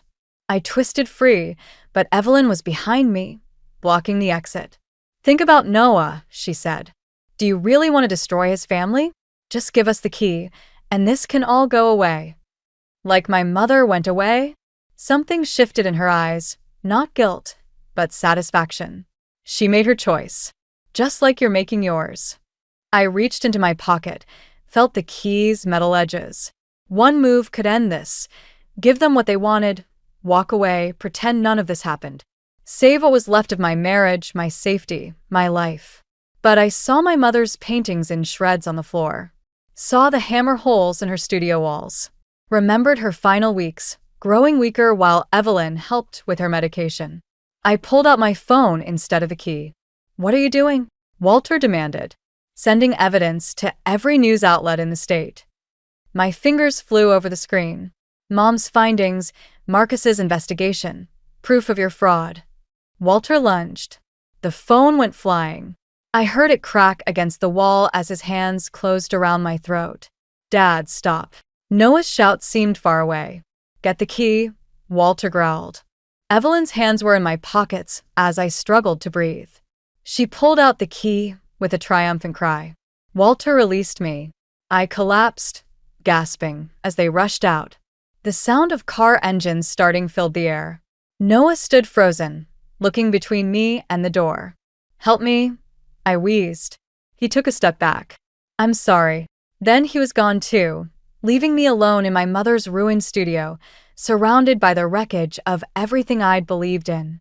My phone lay shattered nearby, the evidence unsent. And somewhere across town, they were heading for a storage unit that contained nothing but empty boxes, because my mother had taught me well. Sometimes the best revenge is letting your enemies think they've won. The real evidence was somewhere else entirely. And now I knew exactly what I had to do with it. The storage unit was empty, just as I'd planned. But I wasn't at the police station, where they'd expect me to go next. Instead, I stood in the gallery where my mother had held her last show, watching through the windows as Noah's car pulled up outside. They'd figured out soon enough. Mom's real evidence wasn't in a storage unit or hidden under floorboards. It was hanging right here, hidden in plain sight. Evelyn burst through the door first, her face flushed with rage. "Where is it?" "Look around," I said, gesturing to the paintings on the walls. Mom always said art reveals truth if you know how to look. Walter stormed in behind her, followed by Noah. "Stop playing games." "Not playing." I walked to the largest painting, the one Mom had finished just before she died. Did you ever wonder why she insisted this piece stay in the gallery? Why she made sure it was properly insured? They stared at the canvas, a seemingly abstract swirl of colors and shapes. But hidden within the chaos were documents, photographs, numbers. Mom had turned Walter's fraud into art, embedding the evidence in layers of paint and texture. "That's nothing but colors," Evelyn scoffed, but her voice shook. "The insurance company's forensic team disagrees. They've already documented everything. And the original documents?" I smiled. "Currently being reviewed by the district attorney." Walter lunged for the painting. I stepped between them. "Touch it," and the alarm triggers. "Police response time is 3 minutes." "You're bluffing," Noah said. "Like you were bluffing about the police before." "Check your phone." The story's already breaking. They all pulled out their phones. I watched their faces as they saw the headlines. "Fatal construction collapse. New evidence reveals cover-up." "You've destroyed this family," Evelyn hissed. No. "You did that when you killed my mother." "You can't prove that," she said, but her hands were shaking. "Actually, I can." Mom documented her symptoms, had her blood tested privately. The results were part of what she hid in the studio, until you found them. That's why you rushed to get rid of her paintings, wasn't it? Afraid she'd hidden more evidence in her art. Walter grabbed Evelyn's arm. "We need to go. Now." "Running won't help," I said. "The police are already." "Shut up." Walter spun toward me, his control finally snapping. "You think you're so clever? Your mother thought the same thing. Right until the end." Noah stepped between us. "Dad, stop." "Move," Walter growled. No. Noah's voice was quiet but firm. "I've helped cover up enough." Evelyn's face contorted. "After everything we've done for you. You killed her mother." Noah's words cut through the air like glass. "You've been bleeding us dry for months. And now I find out about the construction deaths? When does it end?" "It ends now," I said, as police sirens filled the air. "The gallery's surrounded. Has been since you walked in." Walter made one last grab for the painting. Noah caught his arm, wrestling him back as officers flooded through the doors. I watched them lead Walter and Evelyn away in handcuffs, their rights being read over Evelyn's protests and Walter's threats. Noah stood apart, looking lost. "I didn't know," he said quietly. "About your mom. About any of it. I should have, but you didn't want to know," I finished. "That's why we're done. Harper. The divorce papers are with my lawyer, along with evidence of the money you took from our accounts." I turned away from his stricken face. Some things can't be fixed. As the gallery cleared out, I stood alone before my mother's final painting. Up close, you could see the truth hidden in every brushstroke, not just the evidence of Walter's crimes, but a message from Mom herself, worked into the pattern. The truth always comes to light. She'd known they'd kill her for discovering their secret, but she'd made sure the truth wouldn't die with her. She'd turned it into art, knowing I'd understand eventually. I touched the canvas gently. "I get it now, Mom. Sometimes the best revenge isn't about destroying your enemies. It's about making sure they can't destroy the truth." Behind me, The gallery doors closed on the sound of sirens, marking the end of one story and the beginning of another. 6 months after the arrests, I stood in my mother's studio, finally ready to repair the damage. The walls had been patched, but I'd left her paintings untouched, their torn edges a reminder of how quickly things can unravel. The trial was set for spring. Walter and Evelyn had pleaded not guilty, but the evidence Mom had woven into her art was damning. 3 families from the construction collapse had joined the civil suit, their years of silence finally broken. I picked up a torn canvas, running my fingers along its jagged edge. The doorbell rang. Noah stood on the porch, looking older somehow. The divorce papers are signed. You could have mailed them. I wanted to return this. He held out a small key, the one to Mom's house. And to tell you I'm testifying against them. The DA offered a deal. I took the key without touching his hand. Why now? Because your mother deserved better. You deserved better. He shifted uncomfortably. They found more evidence in Dad's old files. Other projects, other cover-ups. How many? Too many.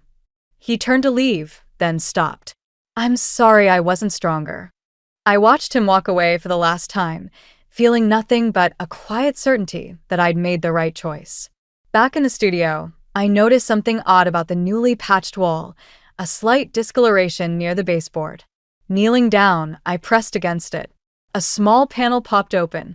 Inside was a leather-bound journal and another letter in Mom's handwriting. My dearest Harper, if you're reading this, you've already learned the hard truth about strength, that it often comes from standing alone. The journal contains everything I couldn't put into my paintings. But more importantly, it contains the story of how I learned to stand up for myself. You'll find the deed to the gallery in here too. I bought it years ago under a different name. It's yours now. The Prescotts never knew about it. Some secrets are meant to protect, not harm. Remember, art isn't just about beauty. Sometimes it's about showing the world what others try to hide. All my love, Mom.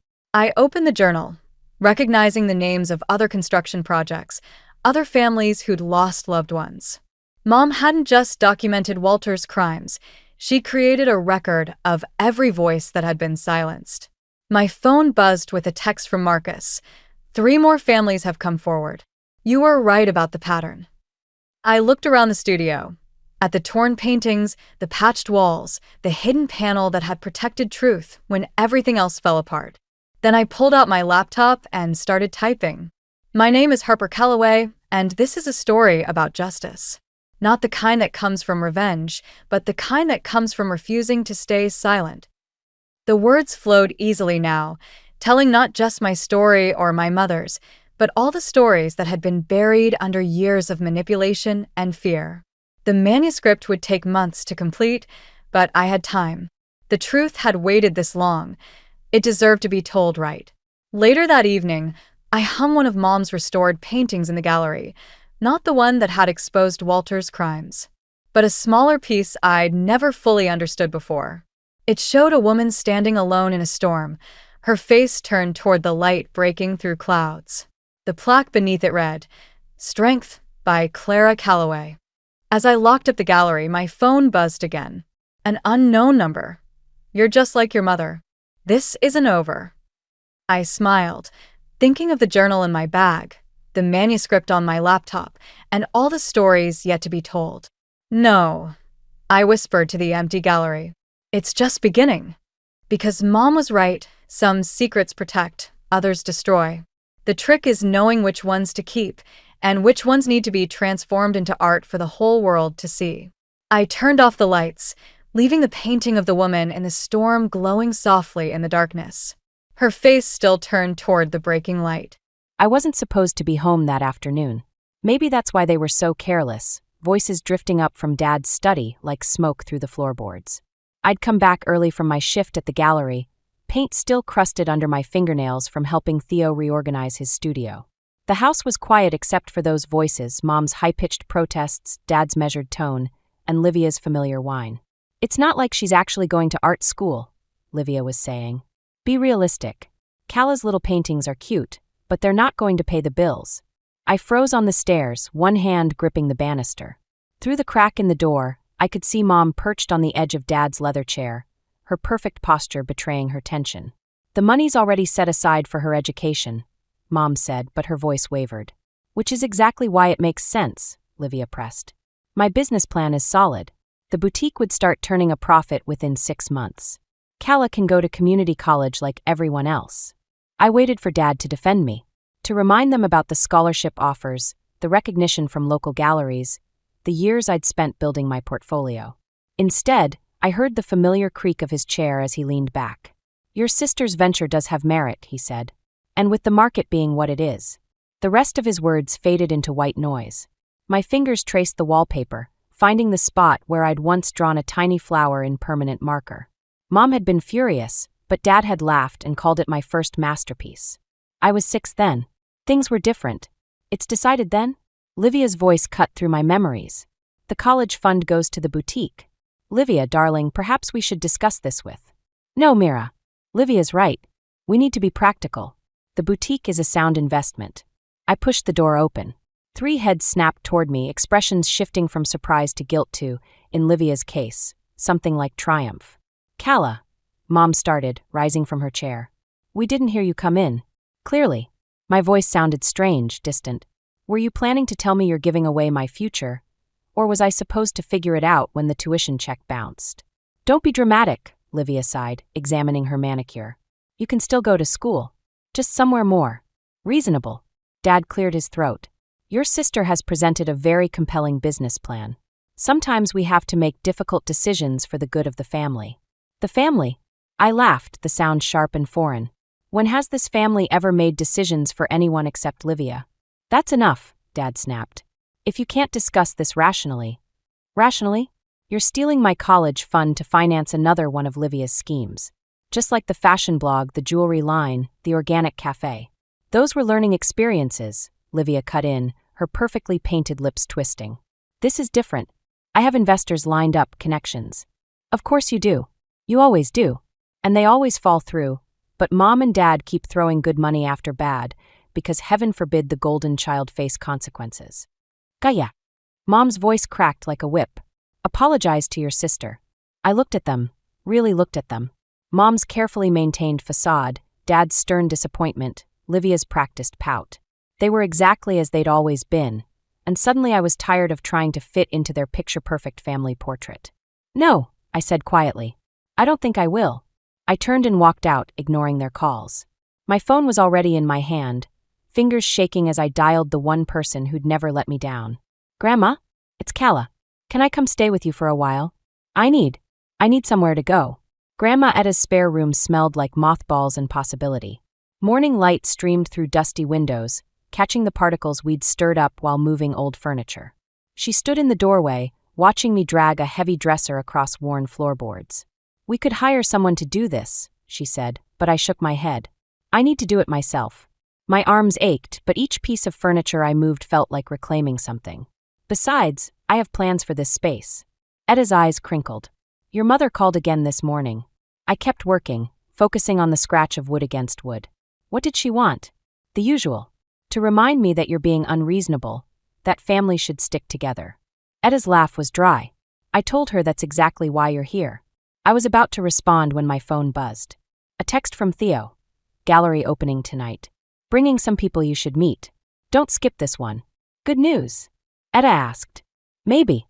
There's an opening at Theo's gallery." I stopped short as voices drifted up from the driveway. Familiar voices. Etta moved to the window, her expression darkening. "Well, this is unexpected." I joined her, my stomach dropping at the sight of Livia's red convertible. She stepped out, designer sunglasses perched on her head, followed by Dax in his perfectly tailored suit. They looked like they'd stepped out of a magazine cover, completely out of place in Etta's quiet neighborhood. "I'll handle this," Etta said, but I touched her arm. "No, let me." I straightened my paint-stained t-shirt. It's time I started handling Livia myself. I met them at the front door before they could knock. Livia's smile was razor-sharp. "Baby sister," she cooed. "You've been ignoring our calls." "I've been busy." I blocked the doorway with my body. "What do you want?" "Can I check on my sister?" She tried to peer past me into the house. "Mom and Dad are worried sick." They're worried about their investment, you mean? The words tasted bitter. How's the boutique planning going? Dax stepped forward, all charm and perfect teeth. Actually, that's partly why we're here. We've been thinking, there might be a place for you in the business. A place for me? I couldn't help laughing. Let me guess, unpaid intern? Visual merchandising director, Livia corrected, as if offering me a gift. Your art background would be perfect. We'd even pay for some business courses at the community college. The audacity of it hit me like a physical blow. They'd stolen my future and now wanted to sell it back to me piece by piece. That's generous, I said carefully. But I already have a job. And a mentor. Oh, right. The gallery. Livia's tone dripped condescension. Sweetheart, playing assistant to a washed-up artist isn't a career. Theo Lang isn't washed up. He's about to lose his gallery space, Dax interrupted smoothly. We heard through our real estate connections. The building's being sold. My chest tightened. Theo hadn't mentioned anything about losing the gallery. You're lying. Why would we lie? Livia stepped closer, lowering her voice. We're trying to help you, Calla. Come home. Work with us. Be part of something real. I looked at my sister, really looked at her. Behind the perfect makeup and practiced smile, I saw something I'd never noticed before, fear. Whatever was happening with the boutique, she was scared. I am part of something real, I said finally. And I think you should leave. Kaya. Now. I closed the door on their protests, leaning against it until I heard their car start. Upstairs, my phone buzzed again. Another text from Theo. Important news. Need to talk before the opening. I stared at the message, Dax's words echoing in my head. Something was wrong, and for once, I intended to find out exactly what before it blindsided me. Etta, I called up the stairs. I need to borrow your car. Theo's gallery was dark when I arrived, but his car sat in the back lot. Through the window, I could see him hunched over his desk, surrounded by stacks of papers. My stomach knotted. Maybe Dax hadn't been lying after all. The back door clicked open at my touch. You're getting careless, I called out. Theo's head snapped up, papers scattering. Jesus, calla. Wear a bell. Sorry, I wasn't. Want to tell me about the building being sold? His expression shifted, something like guilt crossing his features. How did you? Doesn't matter. Is it true? Sit down. He gestured to a chair, but I remained standing. The owner's selling to developers. They're turning the whole block into luxury condos. When? 3 months. He ran a hand through his hair. I've been looking at other spaces, but the rent everywhere else. I picked up one of the scattered papers. A bank statement covered in red ink. Is that why you canceled my last 2 lessons? Kaya. Don't lie to me. My voice cracked. Not you too. Theo sighed, suddenly looking older than his 35 years. I should have told you sooner. But there's something else you need to know. He pulled out his phone, showing me a social media post. Your sister's been busy. The image showed Livia standing in front of an elegant storefront, champagne glass raised. The caption read, "Thanks to our amazing investors. Can't wait to transform this historic space into something spectacular. #Emerson Boutique." The address made my blood run cold. It was Theo's gallery. She knew, I whispered. When they came to Etta's today, they already knew. There's more. Theo handed me another paper. Your father's signature is on the investment documents. He's backing her completely. The paper crumpled in my fist. They're not just taking my college fund. They're taking everything. Not everything. Theo stood, moving to a covered canvas in the corner. Remember that piece you were working on? The one about family ties. He pulled off the sheet, revealing my unfinished painting. A tangle of golden chains breaking apart, some links tarnished and corroding. Finish it, he said. The gallery's hosting one final show before we close. Make it count. I stared at the canvas, an idea taking shape. The investors will be there? Everyone who's anyone in town. Your family included, I'm sure. My phone buzzed, a text from Etta. Found something you should see. Come home when you can. I have to go, I said, already moving toward the door. But Theo, thank you for telling me the truth. Kaya. His voice stopped me. Whatever you're planning, just remember that revenge and justice aren't always the same thing. I thought about Livia's fear earlier, about Dad's signature on those documents, about all the times they'd dismissed my art as worthless while planning to destroy the one place that had believed in me. Maybe they should be. The drive back to Etta's was a blur. I found her in her study, surrounded by old files and photographs. Look at this, she said without preamble, holding out a yellowed newspaper clipping. The headline read, Local business empire built on stolen art? Monroe Gallery accusations surface. Monroe Gallery? I took the clipping. But that was your grandfather's gallery, before your father married into the family and merged the businesses. Etta's eyes were hard, before certain pieces mysteriously disappeared from the collection. Why are you showing me this now? Because history has a way of repeating itself. She handed me another file. And because I think it's time you knew exactly what kind of people you're dealing with. I opened the file, and suddenly all the pieces started falling into place. The boutique, the gallery purchase, Dad's desperate need to maintain appearances. This wasn't just about my future anymore. This was about something much bigger, something that had been building for years. And I knew exactly what my next painting would be about. The cough started small, just a tickle in Etta's throat during breakfast. By afternoon, she was gasping between words, her face pale against the hospital pillows. I clutched her medical files, still warm from the printer, while doctors spoke in hushed tones outside her room. You should call your mother, Etta said, her voice raspy. I'm not calling anyone. I arranged her pillows, avoiding her knowing gaze. Besides, I need to finish the piece for Theo's final show. It's in 2 weeks. Gaya. She caught my wrist, her grip surprisingly strong. Some things are more important than revenge. Before I could respond, a nurse bustled in with medication. My phone buzzed Theo again. I stepped into the hallway to answer. Where are you? The collectors are here. I can't make it. Etta's in the hospital. A pause. Is she okay? They're running tests. I pressed my forehead against the cool window glass. I'll work on the piece tonight, I promise. Forget the piece. Take care of your grandmother. His voice softened. But Calla? Dax was here asking questions about the old Monroe Gallery records. My stomach dropped. What did you tell him? Nothing. But he seemed very interested in the provenance of certain pieces. Pieces that disappeared around the time your father took over. Through the window, I watched Etta doze fitfully. The newspaper clipping she'd shown me felt heavy in my pocket. I have to go, I said, hanging up as my mother's voice echoed down the corridor. Where is she? Where's my mother? I stepped back into Etta's room just as Mom burst in, designer handbag swinging. She froze when she saw me. You didn't tell us, she accused. Funny how that feels, isn't it? Girls. Etta's voice cracked between us like a whip. Not now. Mom moved to the bed, her perfect makeup already smudging. The doctor said pneumonia. Why didn't you call us sooner? Because I'm handling it, I said, but the words sounded hollow even to me. Like you're handling everything else? Mom's laugh was bitter. Your father had to hear about your special piece for Theo's show from his investors.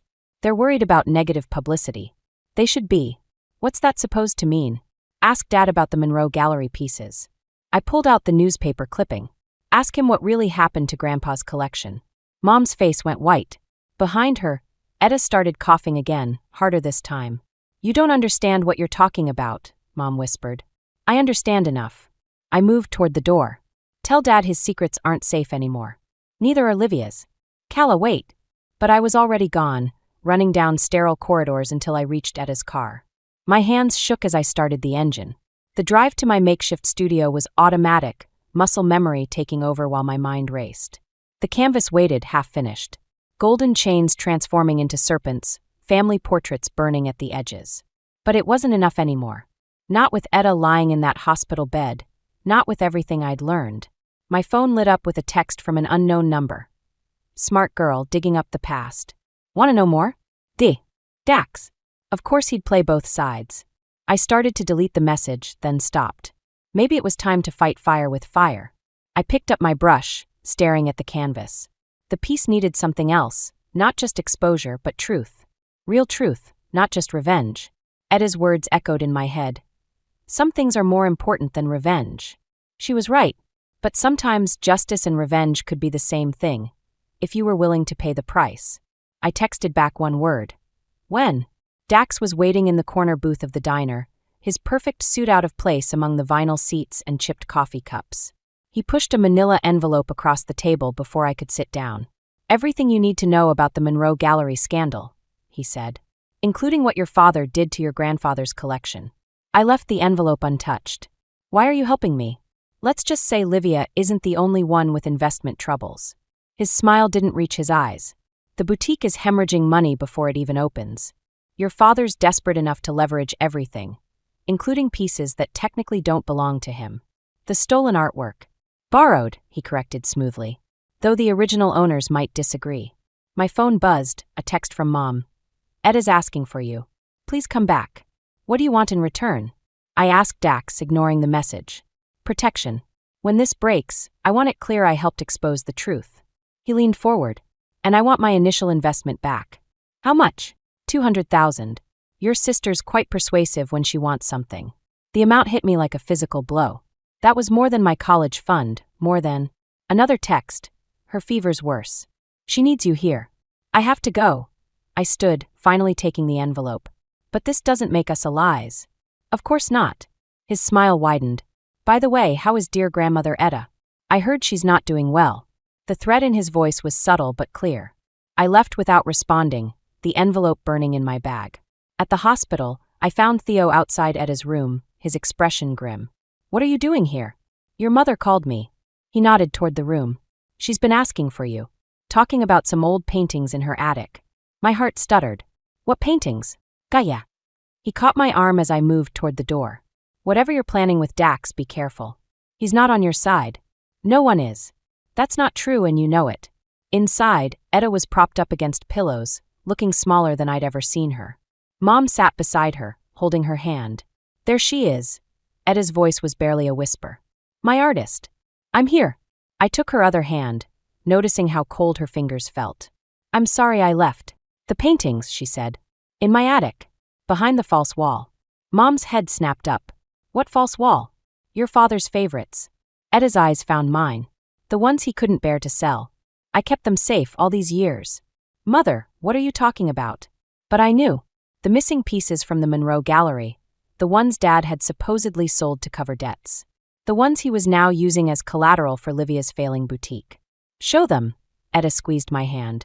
Show everyone the truth. But remember, the truth without compassion is just another weapon. Her monitors started beeping faster. Mom jumped up to call for nurses while I stood frozen, the weight of Etta's words settling over me like a shroud. My phone buzzed one final time, Dax again. Tick-tock. The boutique opens in a week. How much is your silence worth? I looked at Etta, fighting for breath in her hospital bed.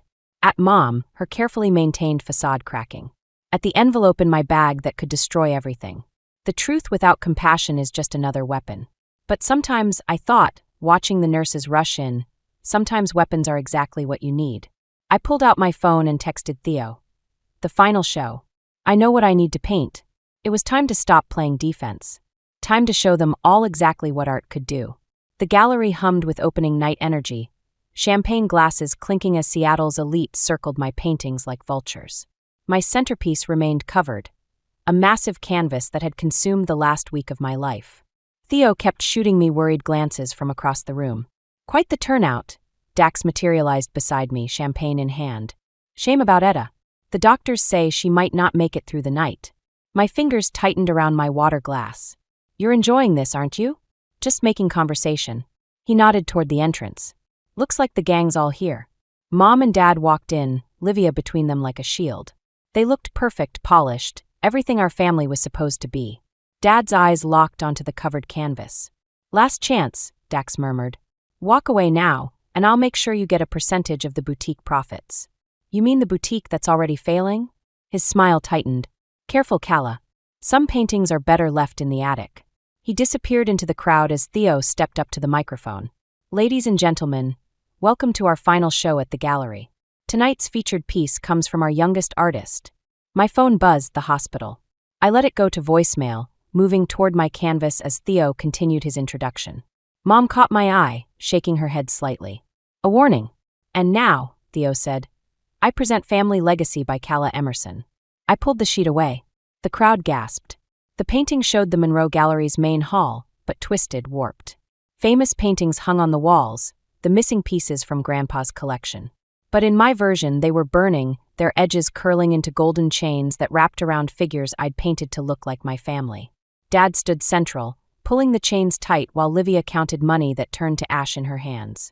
And there, in the background, barely visible, documentation of the original sales, the fake provenance papers, all the evidence from Dax's envelope woven into the scene. That's not. Dad stepped forward, face pale. Those paintings were sold legally. Were they? I turned to face him. Or did you steal them from Grandpa when he got sick? The same way you're stealing my future for Livia? Enough! Mom grabbed my arm. Your grandmother is dying, and this is how you choose to. To what? Tell the truth. I pulled away. The paintings are in Etta's attic. The real ones. She kept them safe from you. Livia pushed through the crowd. You're lying. Dad would never. Like your husband would never betray you. I met Dax's eyes across the room. Show them the investment papers, Dax. Show them where the money really went. The gallery erupted in whispers. Livia turned to Dax, who was already backing toward the door. What investment papers? My phone buzzed again, the hospital. This time I answered. Miss Emerson? You need to come now. Your grandmother. The phone slipped from my fingers. The room spun. Theo caught my arm as I stumbled. I have to. Etta's. Go, he said. I'll handle things here. I ran for the door, but Dad blocked my path. You've destroyed everything, he said quietly. Are you happy now? Behind him, I could see my painting, Truth and Revenge blazing on canvas, burning bridges I could never rebuild. Livia was crying. Mom was trying to quiet the murmuring crowd, and Dax was nowhere to be seen. Move, I whispered. Please. He stepped aside, but his words followed me into the night. You're no better than the rest of us now. Maybe he was right. Maybe Etta had been wrong about compassion. Maybe I'd finally become exactly what they always thought I was. Just another Emerson, destroying everything I touched. I gunned the engine, praying I wasn't too late to say goodbye. I made it to Etta's room just as the monitors flatlined. Mom stood by the window, shoulders shaking. A nurse was calling time of death. The world narrowed to the sound of my own heartbeat, drowning out everything else. She left this for you. Mom held out an envelope, her voice raw. Said to give it to you right after. I took it mechanically but couldn't open it. Not yet. Not with Etta's body still warm. The paintings I managed. We need to. Already taken care of. Dad appeared in the doorway, looking older than I'd ever seen him. The police are at the house. Dax confessed everything. What? He's been embezzling from multiple investors, not just us. Using the boutique as a front. Dad's laugh was hollow. Turns out we're all fools. Livia pushed past him into the room, mascara streaked down her face. Is it true? About the paintings? I nodded, unable to speak. Why didn't you just tell us? She demanded. Why make it so public? Would you have listened? I looked at each of them, my perfect broken family. Would any of you have heard me if I'd whispered instead of screamed? Mom moved toward me, but I stepped back. My fingers found the edge of Etta's envelope, tearing it open. Inside was a key and a letter. Read it, Mom whispered. Please. My hands shook as I unfolded the paper. My dearest Kala, by now you've shown them your truth. But truth without healing is just another kind of poison.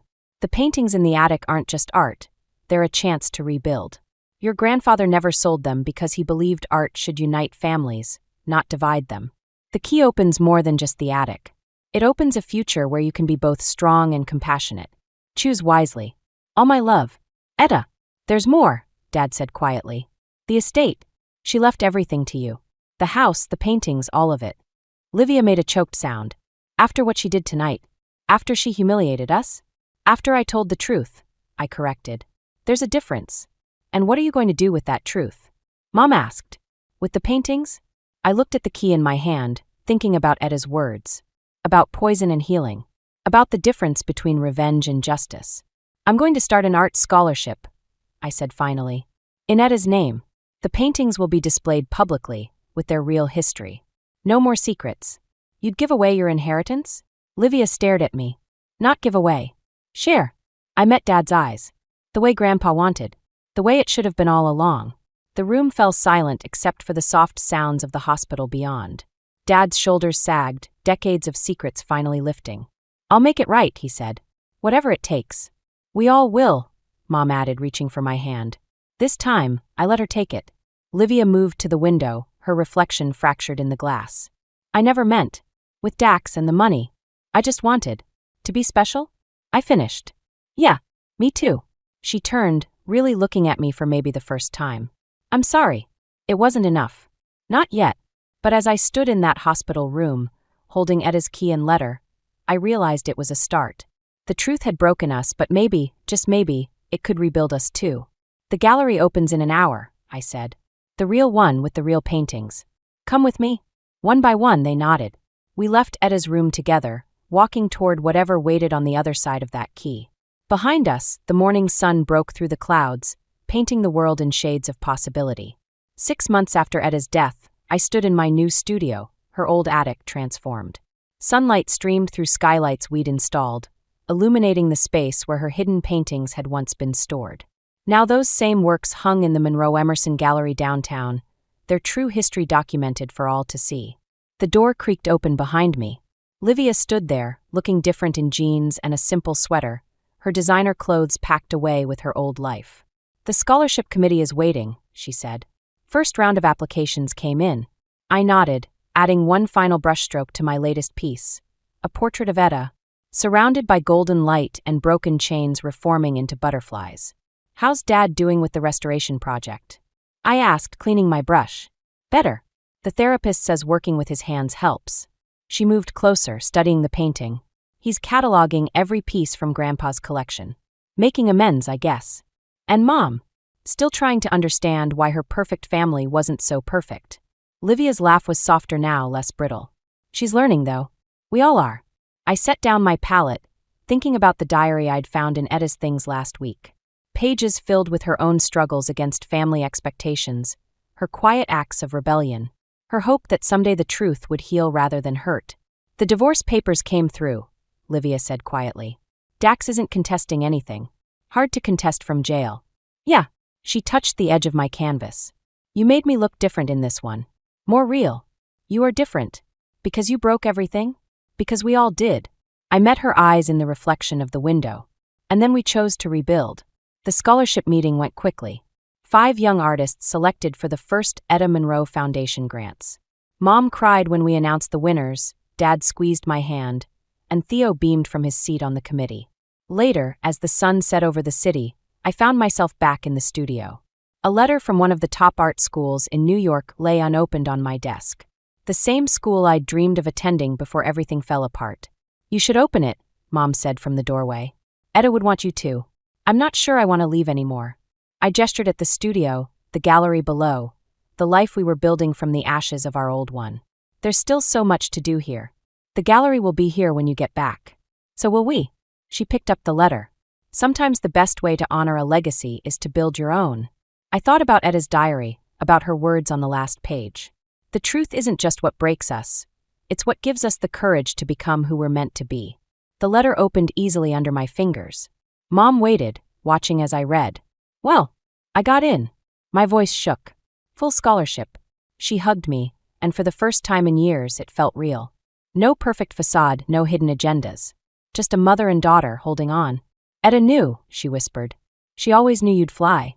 That night, I added the acceptance letter to my wall of memories, next to Etta's diary, the key to her attic, and a small sketch she'd made of me as a child, paintbrush in hand. Below it, I hung a new piece, a family portrait, but not like my angry exhibition painting. This one showed us as we were now, imperfect, healing, real. The golden chains were still there, but they weren't binding anymore. They were transforming, becoming bridges between who we were and who we could be. Just like Etta had always intended. The teacup trembled in my hand as I set it down, the delicate china clinking against the saucer. Across the immaculate living room, my mother-in-law, Brenda, peered at me over her reading glasses, her lips pursed in that familiar look of disapproval. "Louisa, dear," she said, her voice dripping with false sweetness, "I couldn't help but notice you've been spending an awful lot of time at that quaint little bookstore lately. Shouldn't you be focusing on more substantial pursuits?" I forced a smile, my fingers twisting the napkin in my lap. "I enjoy my work at Margaret's shop, Brenda. It's fulfilling, and I'm good at it." Brenda's eyebrow arched. "Fulfilling? My dear, stocking shelves and ringing up romance novels is hardly what I'd call an intellectual endeavor. Surely you could find something more befitting your position as Kenneth's wife." The familiar sting of her words made my cheeks burn. I opened my mouth to respond, but the sound of the front door opening interrupted us. "Hello? Anyone home?" Kenneth's voice called out. "In here, darling," Brenda chirped, her demeanor instantly shifting. "Your lovely wife and I were just having a little chat." Kenneth appeared in the doorway, his professorial tweed jacket slightly rumpled. He smiled warmly at me before bending to kiss his mother's cheek. "I hope you two are getting along," he said, oblivious to the tension in the room. "Oh, splendidly. Brenda replied. I was just encouraging Louisa to consider broadening her horizons, perhaps auditing one of your classes at the university. I bit my lip, willing myself not to react. Kenneth's face lit up at the suggestion. That's a wonderful idea, Mother. What do you think, Lou? You've always said you wished you'd gone to college. Trapped, I nodded weakly. I'll think about it. Brenda's triumphant smile made my stomach churn. Excellent. Now, Kenneth, tell me about your latest research. I'm dying to hear about it. As they launched into an animated discussion peppered with academic jargon, I quietly excused myself and retreated to the kitchen. Leaning against the cool granite countertop, I took a deep breath, trying to calm my racing heart. The sound of footsteps made me straighten up. Kenneth appeared, concern etched on his face. Everything okay, Lou? You seemed a bit off in there. I plastered on a smile. Just a headache. I'll be fine. He frowned, unconvinced. Are you sure? I know Mother can be a bit intense sometimes. It's nothing, I insisted, hating the lie even as it left my lips. Really, Ken? Go back to your mom. I'm sure she has plenty more to say about your work. Kenneth hesitated, then nodded. All right, but if you need anything. I know, I said softly. He gave me a quick peck on the cheek before heading back to the living room. Alone again, I sagged against the counter. The weight of Brenda's constant criticism, the feeling of inadequacy that gnawed at me daily, it was becoming unbearable. But how could I explain that to Kenneth? He adored his mother, saw her as the brilliant, accomplished woman she presented to the world. He'd never understand the cruel barbs she reserved for me when he wasn't around. My phone buzzed, a welcome distraction. A text from my sister Emma. Guess what? I got tickets to Brenda's lecture series at the library next month. Can you believe it? I'm so excited. I stared at the message, my heart sinking. Even my own sister was under Brenda's spell. How could I tell Emma that her idol, the woman whose podcasts she religiously listened to, was the same person who made my life miserable? The voices from the living room drifted into the kitchen, Brenda's cultured tones dominating the conversation. I closed my eyes, feeling more alone than ever. Something had to change. I couldn't go on like this, pretending everything was fine while slowly crumbling inside. But what could I do? The thought of confronting Brenda, of potentially driving a wedge between Kenneth and his mother, terrified me. And yet, as I listened to her holding court in the next room, a small spark of defiance ignited in my chest. I was done being invisible, done being the perfect, compliant daughter-in-law. Somehow, some way, I would find the strength to stand up to Brenda and reclaim my own voice in the process. The shrill ring of my phone jolted me awake. Fumbling in the dark, I answered groggily, "Hello? Lou. Oh my God, you'll never believe it." Emma's excited voice pierced through my sleepy haze. I sat up, rubbing my eyes. Em, what's going on? I squinted at the clock. 6:30 in the morning. I know, but I couldn't wait. I just got engaged. My drowsiness evaporated instantly. What? Emma, that's wonderful. Congratulations. As Emma gushed about the proposal, I felt a genuine smile spread across my face. My little sister getting married. It was a moment of pure joy in what had been a trying few weeks. Lou? Emma's voice turned hesitant. There's something else I wanted to ask you. Of course, anything. Well, I was hoping you could ask Brenda to be a guest speaker at the wedding reception. You know how much her work means to me, and it would make the day so special. My stomach dropped. Oh, Em, I don't know. Please, Lou, I know it's a lot to ask, but you're so close to her.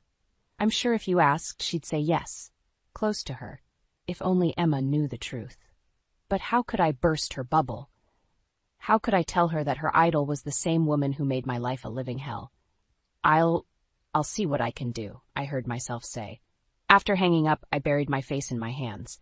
How had I gotten myself into this mess? Later that morning, I found myself at Margaret's bookstore, desperately seeking advice from my former boss and confidant. Oh, honey, Margaret said, her kind eyes filled with concern. You've got yourself in quite a pickle, haven't you? I nodded miserably. I don't know what to do, Margaret. I can't bear the thought of Brenda ruining Emma's wedding with her condescension, but I also can't bring myself to tell Emma the truth about her. Margaret pursed her lips thoughtfully. Have you considered talking to Kenneth about this? Maybe if he understood the situation. I shook my head vehemently. You don't understand.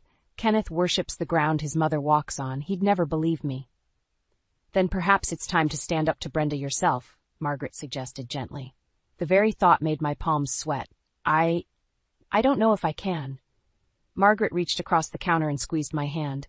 Louisa, you're stronger than you give yourself credit for. Don't let Brenda's words define you.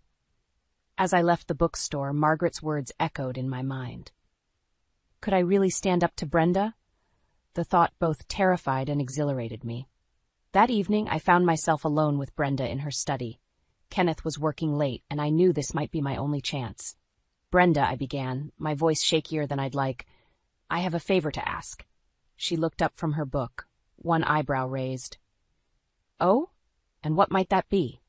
I took a deep breath. My sister Emma is getting married, and she'd love for you to be a guest speaker at the reception. Your work means a lot to her. Brenda's lips curled into a smirk. Your sister, the librarian, correct? How quaint. I felt my cheeks flush with anger. Emma is brilliant and passionate about literature. She admires you greatly. I'm sure she does, Brenda said dismissively.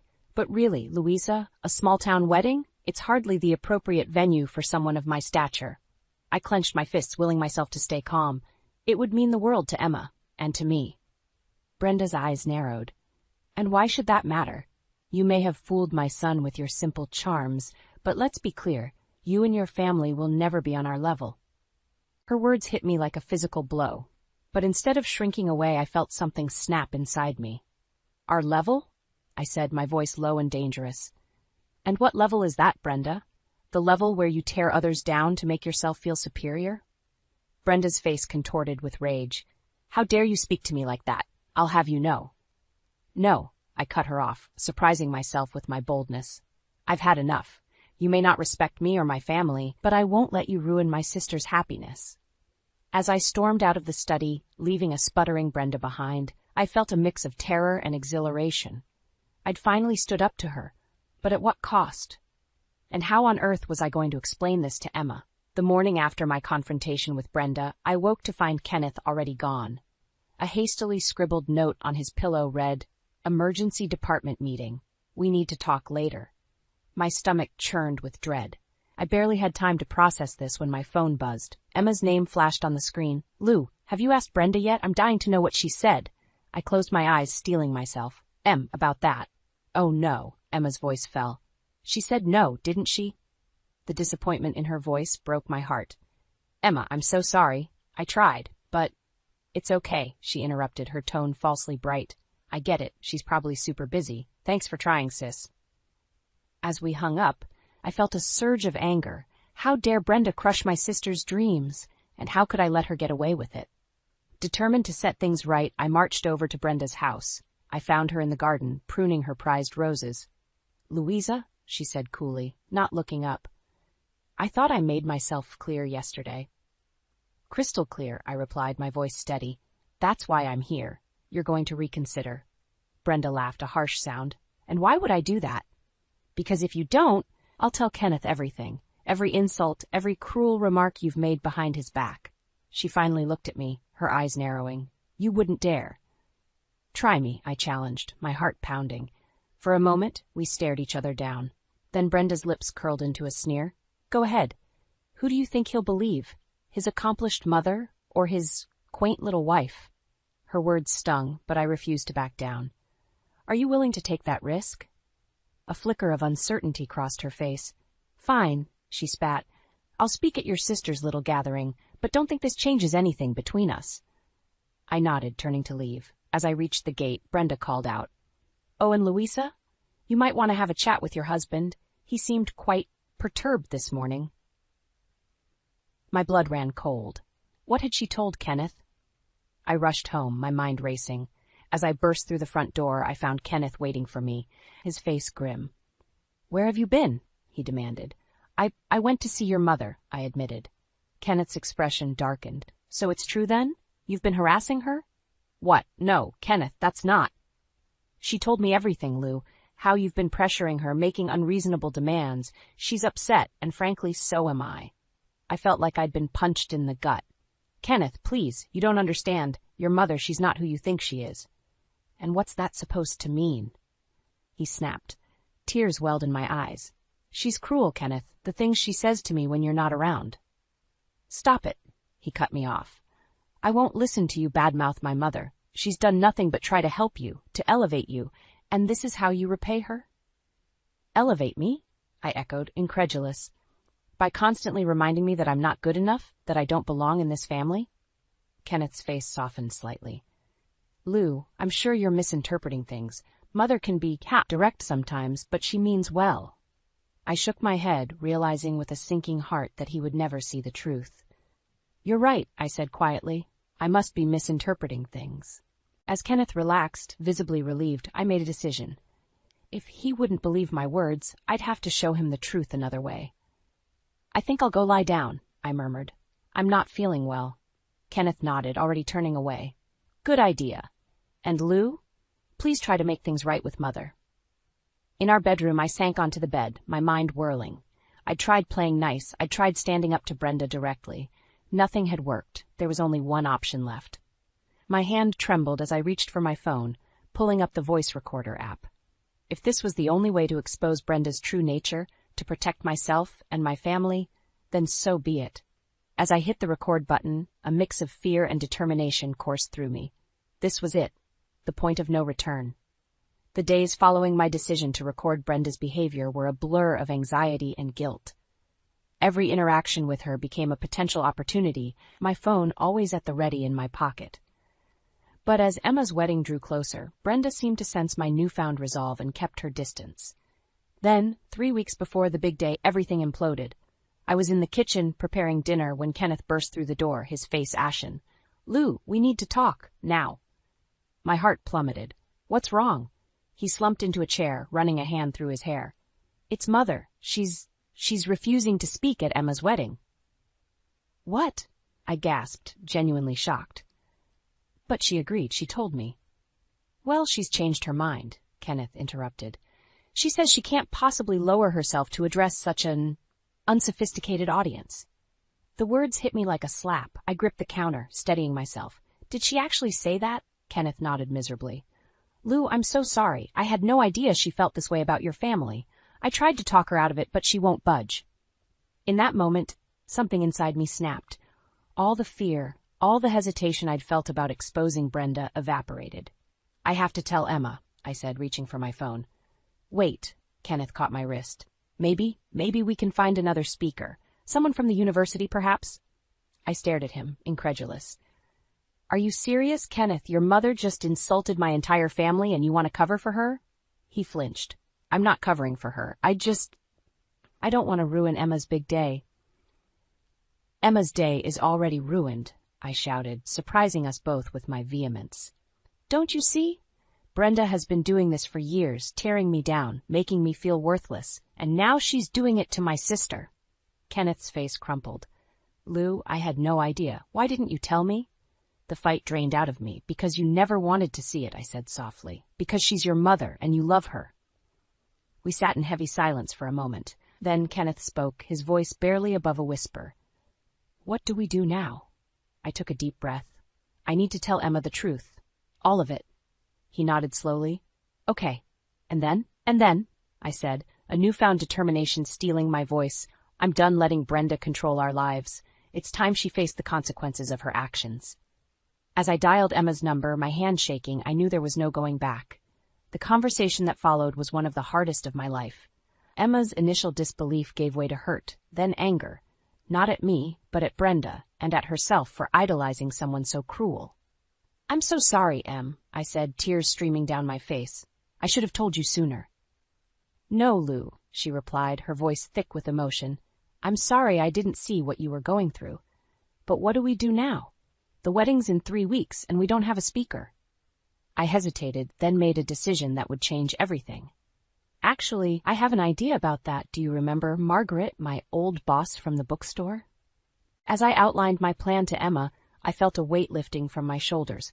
For the first time in years, I was taking control of my life, standing up not just for myself, but for my family. After hanging up, I turned to Kenneth, who had been listening silently. I need you to understand something, I said, meeting his eyes. What I'm about to do, it's going to change everything. Are you with me? He reached out, taking my hand in his. I'm with you, Lou. Whatever it takes. In that moment, I knew. The time for secrets, for quiet suffering was over. Brenda had no idea what was coming her way, but I did, and I was ready. The next morning, I woke with a sense of purpose I hadn't felt in years. My phone felt heavy in my hand as I scrolled through the recordings I'd managed to capture over the past few weeks. Brenda's voice, dripping with condescension, filled the room. "Really, Louisa, I don't know why you insist on embarrassing yourself like this. Not a book club? How quaint." I winced, remembering the sting of her words, but now they fueled my resolve. As I dressed for the day, Kenneth stirred. "Lou, what are you doing up so early?" I took a deep breath. "I'm going to see your mother." He sat up, alarm clear on his face. "Are you sure that's a good idea?" "It's necessary," I replied, my voice steadier than I felt. "I need to give her one last chance to make things right." Kenneth nodded slowly. "Do you want me to come with you?" I shook my head. "No, this is something I need to do alone." The drive to Brenda's house felt interminable. My palms were sweaty on the steering wheel as I rehearsed what I would say. As I pulled into her driveway, I saw her peering out the window, her lips pursed in disapproval. "Louisa," she greeted me coldly as I entered. "To what do I owe this unexpected visit?" I steeled myself. "Brenda, we need to talk about Emma's wedding." She waved a dismissive hand. "I thought I made myself clear. I have no interest in addressing such a provincial gathering."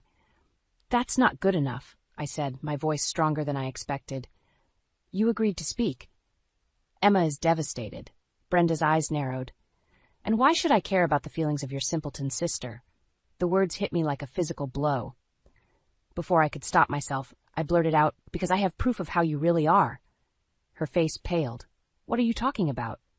With shaking hands, I pulled out my phone and played one of the recordings. Brenda's voice, cruel and mocking, filled the room. Her eyes widened in shock, then narrowed in fury. "You little snake," she hissed. "How dare you record me without my knowledge? How dare you treat me and my family like this?" I shot back. "For years I've endured your insults, your constant belittling. No more." Brenda's composure cracked.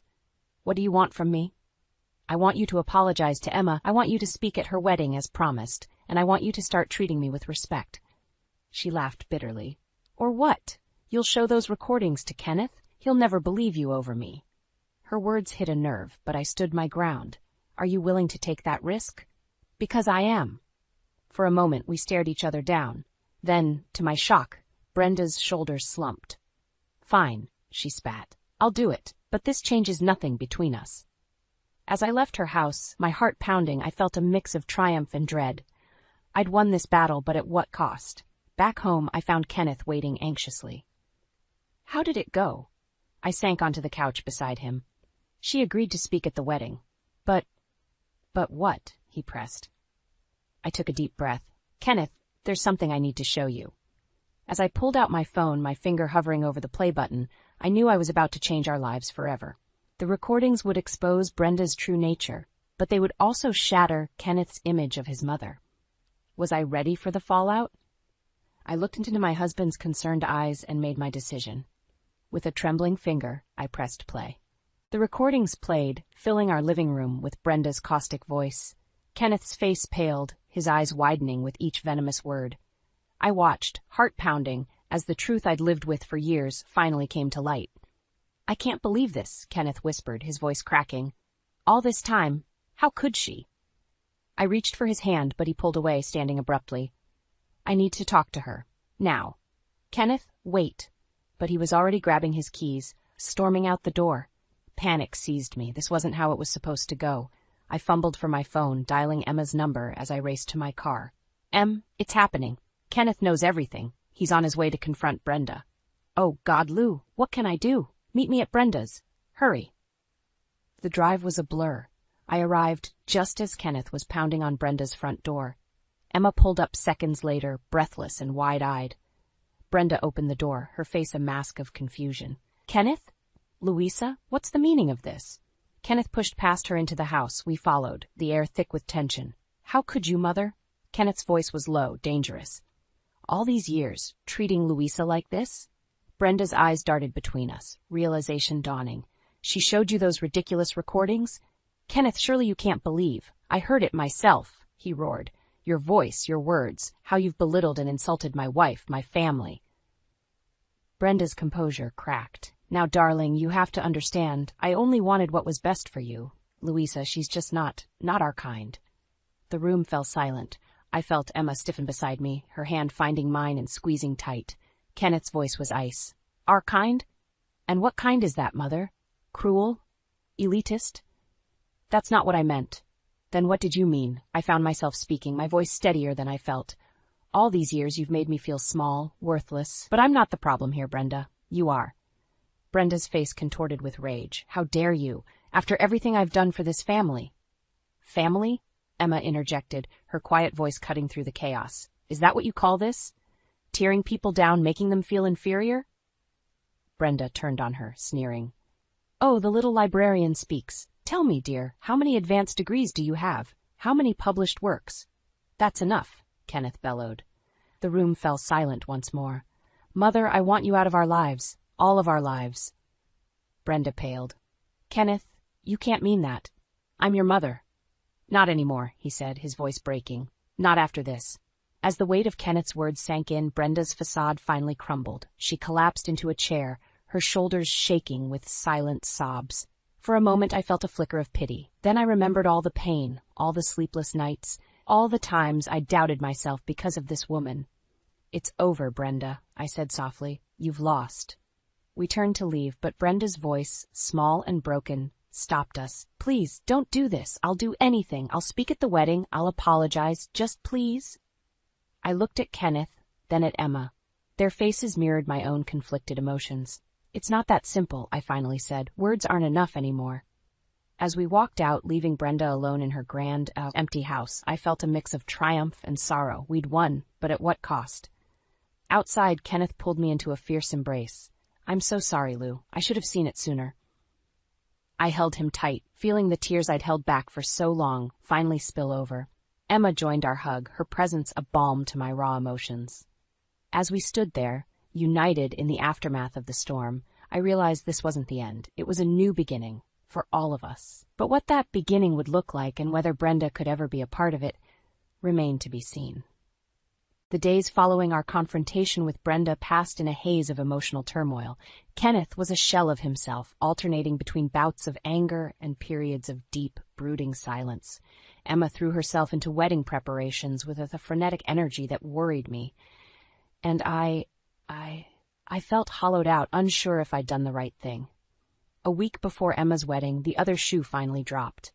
I was at Margaret's bookstore, seeking solace in the familiar smell of old books and her comforting presence, when my phone buzzed.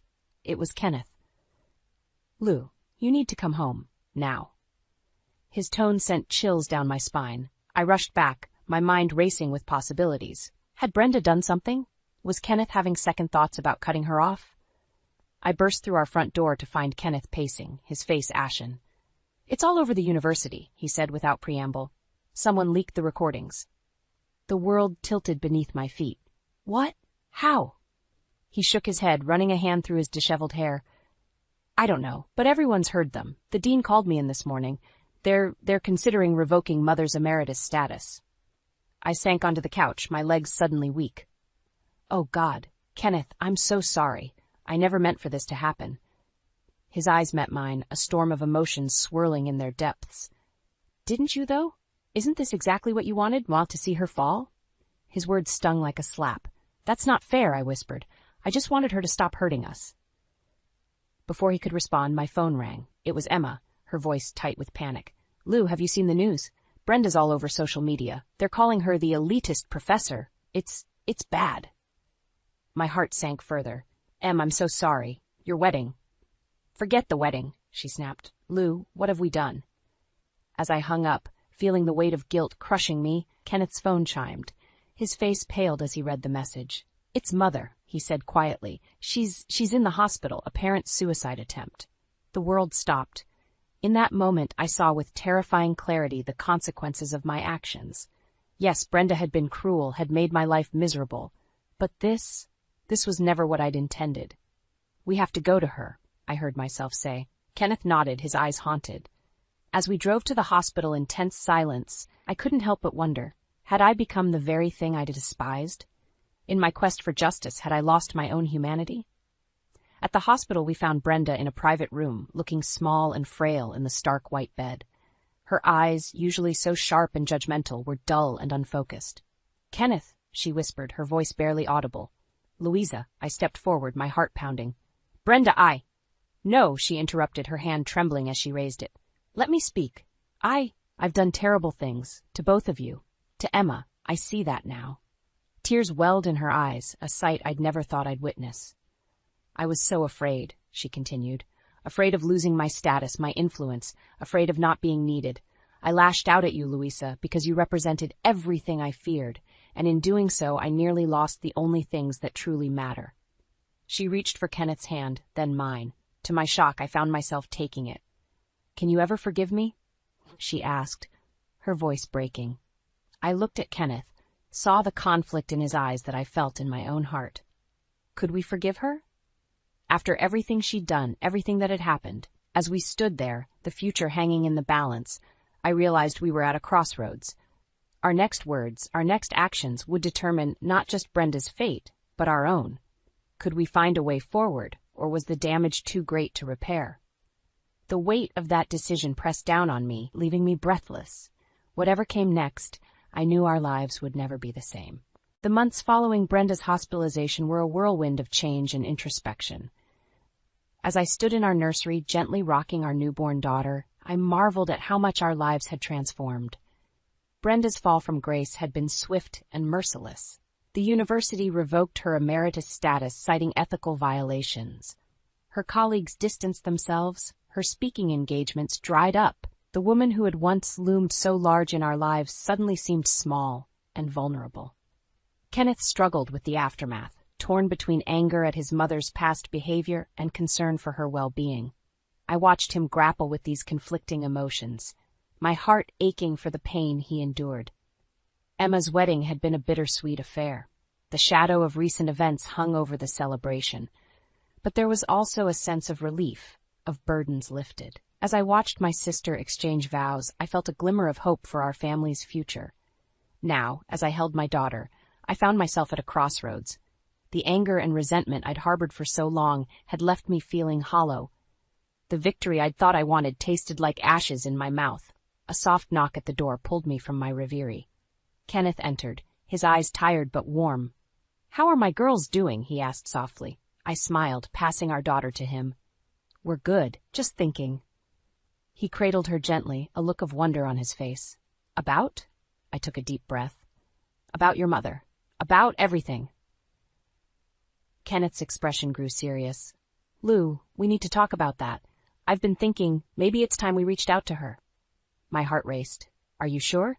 After everything that's happened?" He nodded slowly. "I'm not saying we forget or excuse what she did, but seeing her like this, alone and broken, it's made me realize that holding on to anger isn't helping any of us." I thought of Brenda, once so proud and imposing, now living in a small apartment, cut off from her former life. The image stirred something unexpected within me, compassion. "You're right," I said, surprising myself. "But Kenneth, if we do this, we need to set clear boundaries, for our daughter's sake, if nothing else." He smiled, relief evident in his eyes.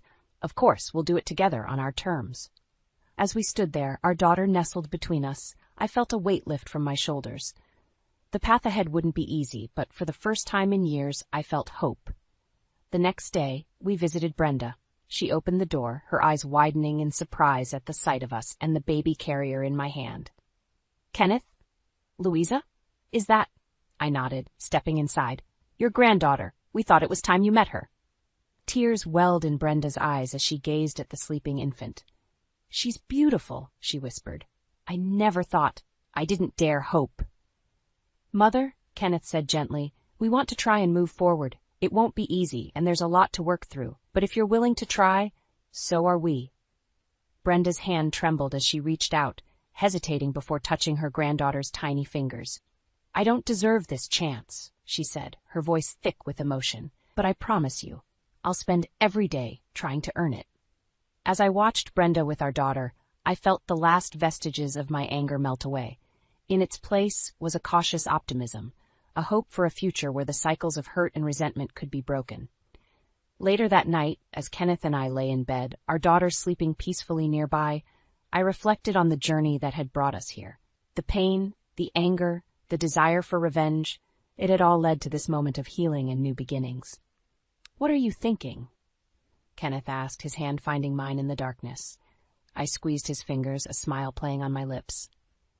"I'm thinking about second chances, about the power of forgiveness, not just for others but for ourselves." As I drifted off to sleep, I felt a sense of peace I hadn't known in years. The road ahead would have its challenges, but I was ready to face them. With love, understanding, and the wisdom born from our struggles, we would build a future where our daughter could thrive, free from the invisible scars that had haunted us for so long. In the end, I realized the greatest revenge wasn't in tearing others down, but in rising above the pain and choosing a path of compassion and growth. And in that choice, I found a victory sweeter than I could have ever imagined. The alarm blared, jolting me awake. I fumbled for my phone, silencing it with a groan. 5:30 a.m.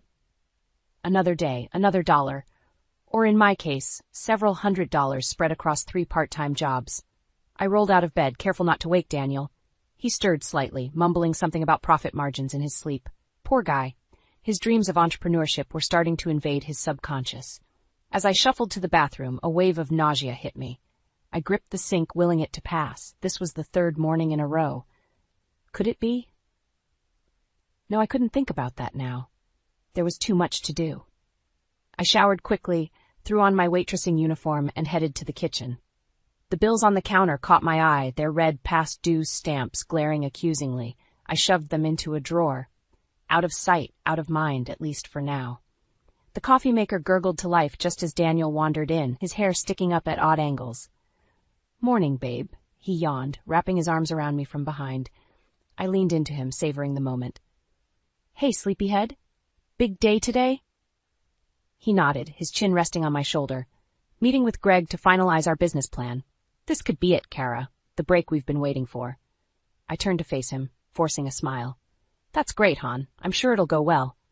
Daniel's eyes lit up. "With Greg's connections and my ideas, we can't lose. Just think, in a year or 2, you won't have to work these crazy hours anymore." The familiar mix of hope and anxiety churned in my stomach. Or maybe that was just more nausea. "Let's not count our chickens yet," I said gently. "For now, I've got tables to wait on." I grabbed my purse and keys, giving Daniel a quick peck on the cheek. "Good luck today. Love you." "Love you too," he called as I headed out the door. The diner was already bustling when I arrived. I tied on my apron and dove in, weaving between tables with practiced ease. Pour coffee, take orders, deliver plates, repeat. The routine was mind-numbing, but at least it kept me too busy to dwell on our precarious finances. Around noon, my phone buzzed. A text from Rachel. "Lunch break, need to talk." I glanced at the clock. My shift ended in 15 minutes. "Meet you at the park in 20, I texted back. Rachel was already waiting on our usual bench when I arrived, clutching 2 steaming cups of coffee. "You're a lifesaver," I said, gratefully accepting one. She eyed me critically. "You look exhausted, Kara. Everything okay?" I sighed, slumping onto the bench. "Just the usual, working my butt off while Daniel chases his business dreams. His mom called last night, hinting about visiting soon. And now..." I trailed off, unsure how to voice my suspicion. Rachel leaned in. "And now what?" I took a deep breath. "I think I might be pregnant." Her eyes widened. "Oh, honey, have you told Daniel?" I shook my head. "I'm not even sure yet, and with everything else going on, I don't know how we'd manage." Rachel squeezed my hand. "One step at a time. First, let's get you a test. Then we'll figure out the rest." As we stood to leave, my phone rang. Daniel's number flashed on the screen. "Hey, what's up?" I answered. His voice crackled with excitement. "Kara, you won't believe it. Greg knows an investor who wants to meet next week. What? This could be huge." My stomach dropped. More risk, more uncertainty. But I couldn't burst his bubble. That's great, Han," I managed. "I know we're stretched thin," Daniel continued, oblivious to my hesitation. "But I really think this is our chance. We just need to hang on a little longer." I closed my eyes, steadying myself. "Sure, Daniel. We'll make it work. We always do." As I hung up, Rachel gave me a questioning look. I shook my head, fighting back tears. "Come on," I said, forcing a smile. "Let's go get that test." The pregnancy test sat on the bathroom counter, its 2 pink lines mocking me. Positive. I slumped against the wall, my mind racing. How could we afford a baby when we could barely keep our heads above water? A knock on the door startled me. Kara, you okay in there? Daniel's voice was laced with concern. I quickly shoved the test into my pocket. Fine. Just not feeling great. It wasn't a lie, exactly. I opened the door to find Daniel's worried face. Maybe you should take the day off, he suggested. I shook my head. Can't afford to. I'm fine, really. Before he could argue, his phone rang. He glanced at the screen and his eyes lit up. It's Mom, he said, answering. I tried to quell the surge of irritation. Elaine had a knack for calling at the worst moments. Daniel's expression changed as he listened. What? Are you sure you're okay? A pause. Of course, Mom. We'll figure something out. My stomach dropped. I knew that tone. He hung up and turned to me, his face a mix of worry and apology. Mom fell and sprained her ankle pretty badly. She can't manage on her own for a while. I closed my eyes, already knowing where this was going. I told her she could stay with us while she recovers, Daniel continued, just for a few weeks. You don't mind, right? I wanted to scream, to tell him about the pregnancy, about how overwhelmed I already felt. Instead, I forced a smile. Of course not. Family comes first. Relief washed over his face. Thanks, babe. You're the best. He kissed my cheek and hurried off to make arrangements. I sank onto the bed, my head spinning. How was I going to manage everything now? 2 days later, Elaine arrived in a flurry of suitcases and complaints. Daniel, be careful with that bag. It has my good china, she fussed as he lugged her belongings inside. I plastered on a welcoming smile. Hi, Elaine. How are you feeling? She barely glanced at me. Oh, just awful. The pain is excruciating. I don't know how I'll manage. I bit back a retort. We'll take good care of you. Elaine hobbled to the guest room, issuing a stream of instructions. I'll need fresh towels daily, and my tea at precisely 4 p.m. Oh, and Daniel, could you fluff my pillows? Daniel jumped to attention, ever the dutiful son. I retreated to the kitchen, needing a moment alone. As I started dinner, Elaine's voice carried from the living room. Daniel, dear, don't you think Kara should be home more? A wife's place is in the house, after all. I gripped the counter, willing myself to stay calm. Daniel's response was muffled, but Elaine continued, I just worry about you, working so hard while she's out all day. I stormed into the living room. I work 3 jobs to keep this household afloat, I snapped. Elaine looked affronted. I was just expressing concern for my son's well-being. Daniel stood, his face pained. Mom, please, Kara works incredibly hard. Of course she does, Elaine said smoothly. I'm sure she's doing her best. The condescension in her voice made my blood boil. But before I could respond, a wave of nausea hit me. I bolted for the bathroom, barely making it in time. As I retched, I heard Elaine's voice again. Oh dear, is she ill? I do hope it's not contagious. I emerged to find Daniel hovering anxiously. Are you okay? Maybe we should see a doctor. I waved him off. It's just a bug. I'm fine. Elaine skied. You really should take better care of yourself, dear, especially with all those jobs you insist on working. I clenched my fists, biting back a scathing reply. This was going to be a long few weeks. That night, as Daniel slept beside me, I stared at the ceiling. The pregnancy test weighed heavily in my bedside drawer. How could I tell him now, with Elaine here and our lives in such chaos? I placed a hand on my still flat stomach. Don't worry, little one, I whispered. We'll figure this out somehow. But as Elaine's snores echoed from the guest room, I wondered if I was making a promise I couldn't keep. I stumbled through the front door, exhausted from another double shift. The house was eerily quiet, but the sink overflowed with dirty dishes. Elaine's doing, no doubt. I sighed, rolling up my sleeves. Kara, is that you? Elaine's voice rang out from the living room. I gritted my teeth. Yes, Elaine, I'm home.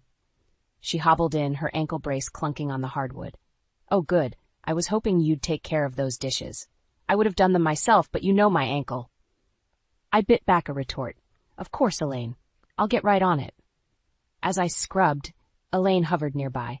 You know, dear, when I was your age, I always had the house spotless before my husband came home. It's so important for a man to have a clean, welcoming home to return to. I slammed a plate down harder than intended. Well, times have changed. Women work outside the home now. Elaine sked. But at what cost? Look at you, always so tired. And poor Daniel, working so hard on his business dreams while you're never around. My patient snapped. I work 3 jobs to keep this family afloat, Elaine. Without me, there'd be no roof over our heads, let alone Daniel's business dreams. Elaine's eyes narrowed. Now, there's no need to get defensive. I'm just looking out for my son's best interests. Before I could respond, the front door opened. I'm home, Daniel called out. Elaine's demeanor instantly changed. Daniel, darling, how was your day? As they chatted, I retreated to the bedroom, fighting back tears of frustration. Later that night, I met Rachel at our favorite coffee shop. As soon as she saw my face, she knew something was wrong. Spill it, she demanded, sliding a latte towards me. I recounted the day's events, my voice trembling. I don't know how much more I can take, Rachel. Elaine's constant criticism, the extra work, hiding the pregnancy. I'm at my breaking point. Rachel's eyes flashed with anger. That woman is toxic, Kara. You need to tell Daniel what's going on. I shook my head. He's under so much stress with the business, and you know how he is about his mother. He'd never believe me. Then make him see, Rachel insisted. Document everything. Record her if you have to. You can't keep living like this. I nodded, feeling a glimmer of hope. You're right. I need to stand up for myself. When I got home, the house was dark except for a light in the guest room. As I passed, I heard Elaine on the phone. I'm telling you, Sarah, it's worse than I thought. The house is a mess. She's never home. I don't know what Daniel sees in her. If only he'd listened to me years ago and married that nice Peterson girl. My blood boiled. I stormed into the room, startling Elaine. How dare you? I hissed. This is my home, and you have no right to judge me or my marriage. Elaine's face contorted with anger. I have every right. I'm looking out for my son's well-being, which you clearly aren't capable of doing. Get out, I snarled. Get out of my house right now. Elaine smirked. This isn't your house, dear. It's Daniel's, and I'm not going anywhere. Just then, Daniel appeared in the doorway, his face a mask of confusion. What's going on here? Elaine's expression instantly changed to one of distress. Oh, Daniel, I don't know what's gotten into Kara. She just burst in here, screaming at me to leave. I think the stress of working so much has finally gotten to her. I turned to Daniel, desperate for him to see the truth. But as I met his eyes, I saw only confusion and disappointment. Kara, he said quietly, can I talk to you in private? As I followed him out, Elaine's triumphant smile burned into my back. I realized with sinking dread that this battle was far from over, and I wasn't sure I had the strength to keep fighting. I paced our bedroom, my heart pounding as Daniel closed the door behind us. His face was a mix of confusion and disappointment that made my stomach churn. Kara, what's going on? He asked, his voice low. Why were you yelling at my mother? I took a deep breath, steeling myself. Daniel, I can't take it anymore. Your mother is constantly criticizing me, undermining my contributions to this family. She's making our home a battleground. Daniel's brow furrowed. Come on, Kara. I'm sure you're exaggerating. Mom's just trying to help. Help? I laughed bitterly. By telling me I'm a failure as a wife? By complaining about my work when my income is keeping us afloat? She doesn't mean it like that, Daniel protested weakly. I felt my frustration boiling over. Open your eyes, Daniel. While you're chasing your business dreams, I'm working myself to the bone, and your mother is making it 10 times harder. Daniel's phone buzzed, interrupting us. He glanced at it, his face paling. It's Greg. I need to take this. As he stepped out to answer, I sank onto the bed, exhausted. A few minutes later he returned, looking shell-shocked. What is it? I asked, dread creeping into my voice. Daniel ran a hand through his hair. The investor backed out. Greg says we need to come up with $50,000 by next week, or we lose everything. The room spun. 50,000? Daniel, we don't have that kind of money. I know, he said, pacing. But we've put everything into this. We can't give up now. I stood, anger flaring. Everything? You mean I've put everything into this? My time, my energy, my paychecks. While you and Greg chase pipe dreams, I'm the one keeping us from drowning. Daniel's eyes flashed. That's not fair. I'm working hard too.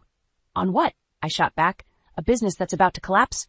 Meanwhile, I'm killing myself working 3 jobs, dealing with your mother's constant criticism. And... I stopped short, the weight of my secret pressing down on me. And what? Daniel demanded. I closed my eyes, steeling myself. And I'm pregnant. The silence that followed was deafening. When I opened my eyes, Daniel was staring at me, his face a mask of shock. Pregnant? he whispered. How long have you known? A few weeks, I admitted. I was waiting for the right time to tell you, but with everything going on. Daniel sank onto the bed, his head in his hands. This is all wrong, he muttered. It wasn't supposed to be like this. A knock at the door made us both jump. Elaine's voice came through, syrupy sweet. Is everything all right in there? I heard raised voices. Before I could stop him, Daniel strode to the door and flung it open. Not now, Mom, he said tersely. Elaine's eyes widened in faux concern. Daniel, darling, what's wrong? Has Kara upset you? I saw red. That's it, I exploded, pushing past them both. I stormed into the living room, grabbing my purse. Kara, wait, Daniel called, following me. Where are you going? I whirled to face him, tears streaming down my face.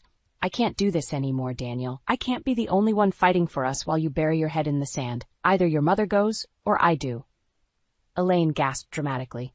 You can't be serious. Daniel, are you going to let her speak to me like this? I held my breath, watching Daniel's face as he looked between us. This was it, the moment of truth. His expression hardened, and he turned to face his mother. Mom, he said quietly, I think it's time we had a serious talk. As Elaine's face contorted in shock, I felt a glimmer of hope. Maybe, just maybe, things were about to change. I stood in the hallway, my heart pounding as I listened to the muffled voices coming from the living room. Daniel had been talking to Elaine for over an hour, and the suspense was killing me. Finally, the door opened, and Daniel emerged, looking exhausted. Well, I asked, my voice barely above a whisper. He sighed, running a hand through his hair. She's agreed to look for her own place, but she needs time, and she's not happy about it. Relief washed over me, quickly followed by dread. How much time? A month, maybe 2, Daniel said, avoiding my eyes. I felt my stomach drop. 2 months, Daniel, I can't. I know, he interrupted. But she's my mother, Kara. I can't just throw her out on the street. Before I could respond, Elaine appeared in the doorway, her eyes red-rimmed but her chin held high. I hope you're satisfied, she said coldly, turning my own son against me. Mom, please, Daniel started, but I'd had enough. I'm going for a walk, I announced, grabbing my jacket. I need some air. As I stepped outside, the cool evening air hit my face, and I took a deep breath. There are 2 more months of this. How would I survive? I wandered aimlessly, lost in thought, until I found myself outside Rachel's apartment building. Without thinking, I buzzed her intercom. Kara? Rachel's concerned voice crackled through the speaker. What's wrong? Minutes later, I was on her couch, pouring out the whole story, the confrontation, the pregnancy reveal, Daniel's failing business, and Elaine's extended stay. Rachel listened intently, her face growing more concerned with each word. When I finished, she leaned forward, taking my hands in hers. Kara, honey, you need to put yourself first. This stress isn't good for you or the baby. I nodded, tears welling up. I know, but what can I do? I can't leave Daniel, not now. Maybe you don't have to leave permanently, Rachel suggested. But a break might do you good. My sister has that empty beach house. Why don't you stay there for a week or 2? Clear your head, figure out what you really want. The idea was tempting, but guilt gnawed at me. I can't just abandon Daniel with everything going on. Rachel's eyes hardened. And what about you? Who's taking care of you while you're taking care of everyone else? Her words hit me like a punch to the gut. She was right. I'd been so focused on keeping everyone else afloat that I was drowning myself. As I walked home, my mind raced with possibilities. A break sounded heavenly, but could I really do it? I opened the front door to find Daniel and Elaine in another heated discussion. They fell silent as I entered, Elaine's eyes narrowing suspiciously. Where have you been? She demanded. Daniel's been worried sick. I ignored her, looking directly at Daniel. Can we talk? Privately? He nodded, following me to our bedroom. Once inside, I took a deep breath. I need to tell you something, and I need you to listen without interrupting. Daniel's brow furrowed, but he nodded. I'm at my breaking point, I began, my voice shaking. The stress, the constant tension in this house, it's not good for me or the baby. I need a break, Daniel. Just for a week or 2. His face fell. You're leaving? Not permanently, I assured him quickly. Just a breather, to clear my head and figure out how to move forward. Daniel was silent for a long moment. When he finally spoke, his voice was barely audible. If that's what you need, I understand. But Kara, please, come back to me. I felt tears welling up again. I will, I promise. As I packed a small bag, I could hear Elaine's voice rising in the living room, demanding to know what was happening. Daniel's responses were too quiet to make out. With my hand on the doorknob, I paused. Was I making the right decision? Could our marriage survive this separation? But as another wave of nausea hit me, morning sickness didn't care what time it was. I knew I had to do this. For myself, for our baby, and ultimately for us. Taking a deep breath, I opened the door and stepped into an uncertain future. The beach house was a sanctuary, a place where I could finally breathe. For a week, I'd walked along the shore, feeling the sand between my toes and the wind in my hair. I'd slept without interruption, eaten without nausea, and thought without Elaine's constant criticism ringing in my ears.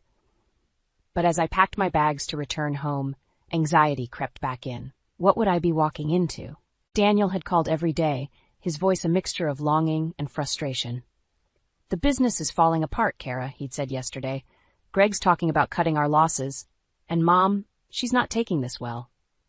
I steeled myself as I pulled into our driveway. The house looked the same, but something felt different. Tense, as if the very air was charged with electricity. I barely had my key in the lock when the door flew open. Daniel stood there, his face haggard, eyes red-rimmed. "Thank God you're home," he said, pulling me into a tight embrace. Over his shoulder, I saw Elaine emerge from the living room, her lips pressed into a thin line. "So the prodigal wife returns," she said coldly.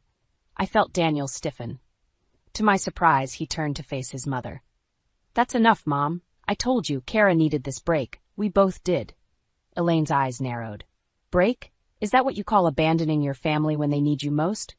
"I didn't abandon anyone," I snapped, my resolve to stay calm crumbling. I needed time to think, to breathe. Something I haven't been able to do since you moved in. "How dare you?" Elaine gasped. "Daniel, are you going to let her speak to me like this?" I held my breath, waiting for Daniel to cave as he always did. But to my shock, he straightened his shoulders and looked his mother in the eye. "Yes, Mom, I am. Because Kara's right, things have to change." Elaine's face contorted with rage. "Change? You mean you're choosing her over your own mother?" "It's not about choosing," Daniel said firmly. "It's about what's best for our family. Kara and I are having a baby. We need to focus on our future."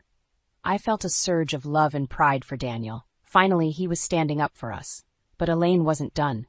She turned to me, her eyes glittering with malice. "You," she hissed. "You've poisoned my son against me. You with your career and your modern ideas. A real wife would be supportive, not gallivanting off to the beach while her husband's business crumbles." "That's it," Daniel roared, startling us both. "Mom, I've asked you nicely, but now I'm telling you, you need to leave. Today." Elaine's jaw dropped. "Leave? But where will I go?" "I've booked you a room at the extended stay hotel," Daniel said, his voice softening slightly. "It's paid up for a month. That should give you time to find a place of your own." Tears welled up in Elaine's eyes. For a moment, I almost felt sorry for her. Then she spoke, her voice dripping with venom. "You'll regret this, both of you. When your marriage falls apart, don't come crying to me." As Daniel helped Elaine pack, I sank onto the couch, overwhelmed. We'd won, but at what cost? An hour later, Daniel returned looking drained. He sat beside me, taking my hand.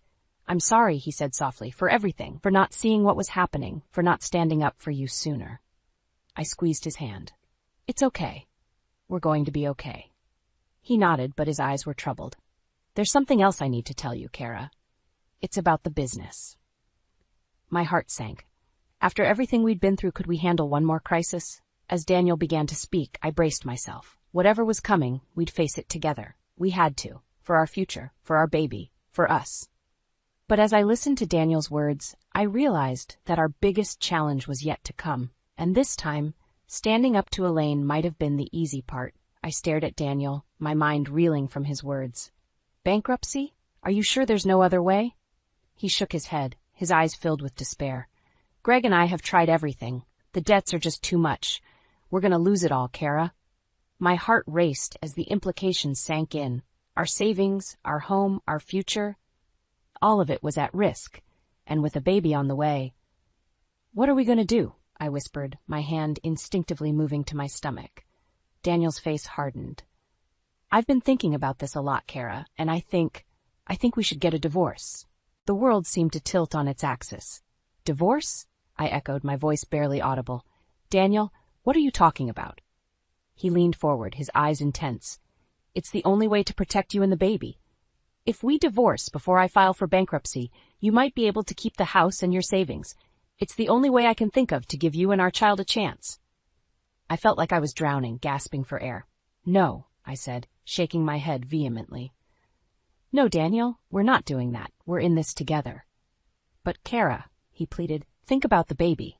Think about your future. Our future, I corrected him firmly. This is our child, our life. I'm not abandoning you now. Just then, a sharp knock at the door made us both jump. Daniel opened it to reveal Elaine, her face a mask of righteous indignation. I forgot some things, she announced, pushing past Daniel. Her eyes narrowed as she took in our tense postures. What's going on here? Before I could stop him, Daniel blurted out, The business is failing, Mom. We're going to lose everything. Elaine's gasp was theatrical. Oh, Daniel, I knew this would happen. This is what comes of listening to that friend of yours instead of your mother. Her eyes slid to me, and of marrying a woman who cares more about her career than supporting her husband. Something inside me snapped. All the stress, the fear, the anger of the past months came pouring out. How dare you? I snarled, advancing on Elaine. I have supported Daniel every step of the way. I've worked 3 jobs to keep this family afloat, while you've done nothing but criticize and undermine me. Elaine stumbled back, her eyes wide. Daniel, are you going to let her speak to me like this? But Daniel stood firm. Yes, Mom. Because she's right. Kara has been our rock, and I've been too blind to see it. Elaine's face contorted with rage. Fine, if that's how you feel, you can deal with this mess on your own. Don't come crying to me when she leaves you high and dry. As she stormed out, slamming the door behind her, I felt a wave of dizziness wash over me. The room spun, and I gripped the back of a chair to steady myself. Kara? Daniel's voice sounded far away. Kara, are you okay? I tried to answer, but the words wouldn't come. The stress, the confrontation, the fear for our future, it was all too much. As my knees buckled, I saw Daniel's panicked face rushing towards me. Then everything went black. I woke to the sterile smell of a hospital room. Daniel sat beside me, his face etched with worry. A doctor stood at the foot of the bed, her expression grave. Mrs. Thompson, she said gently, you've had a severe stress-induced episode. We need to discuss your condition and the potential risks to your pregnancy. As she spoke, I felt Daniel's hand tighten around mine. The enormity of our situation crashed over me like a tidal wave. Our marriage, our financial future, and now the health of our unborn child, everything was hanging by a thread.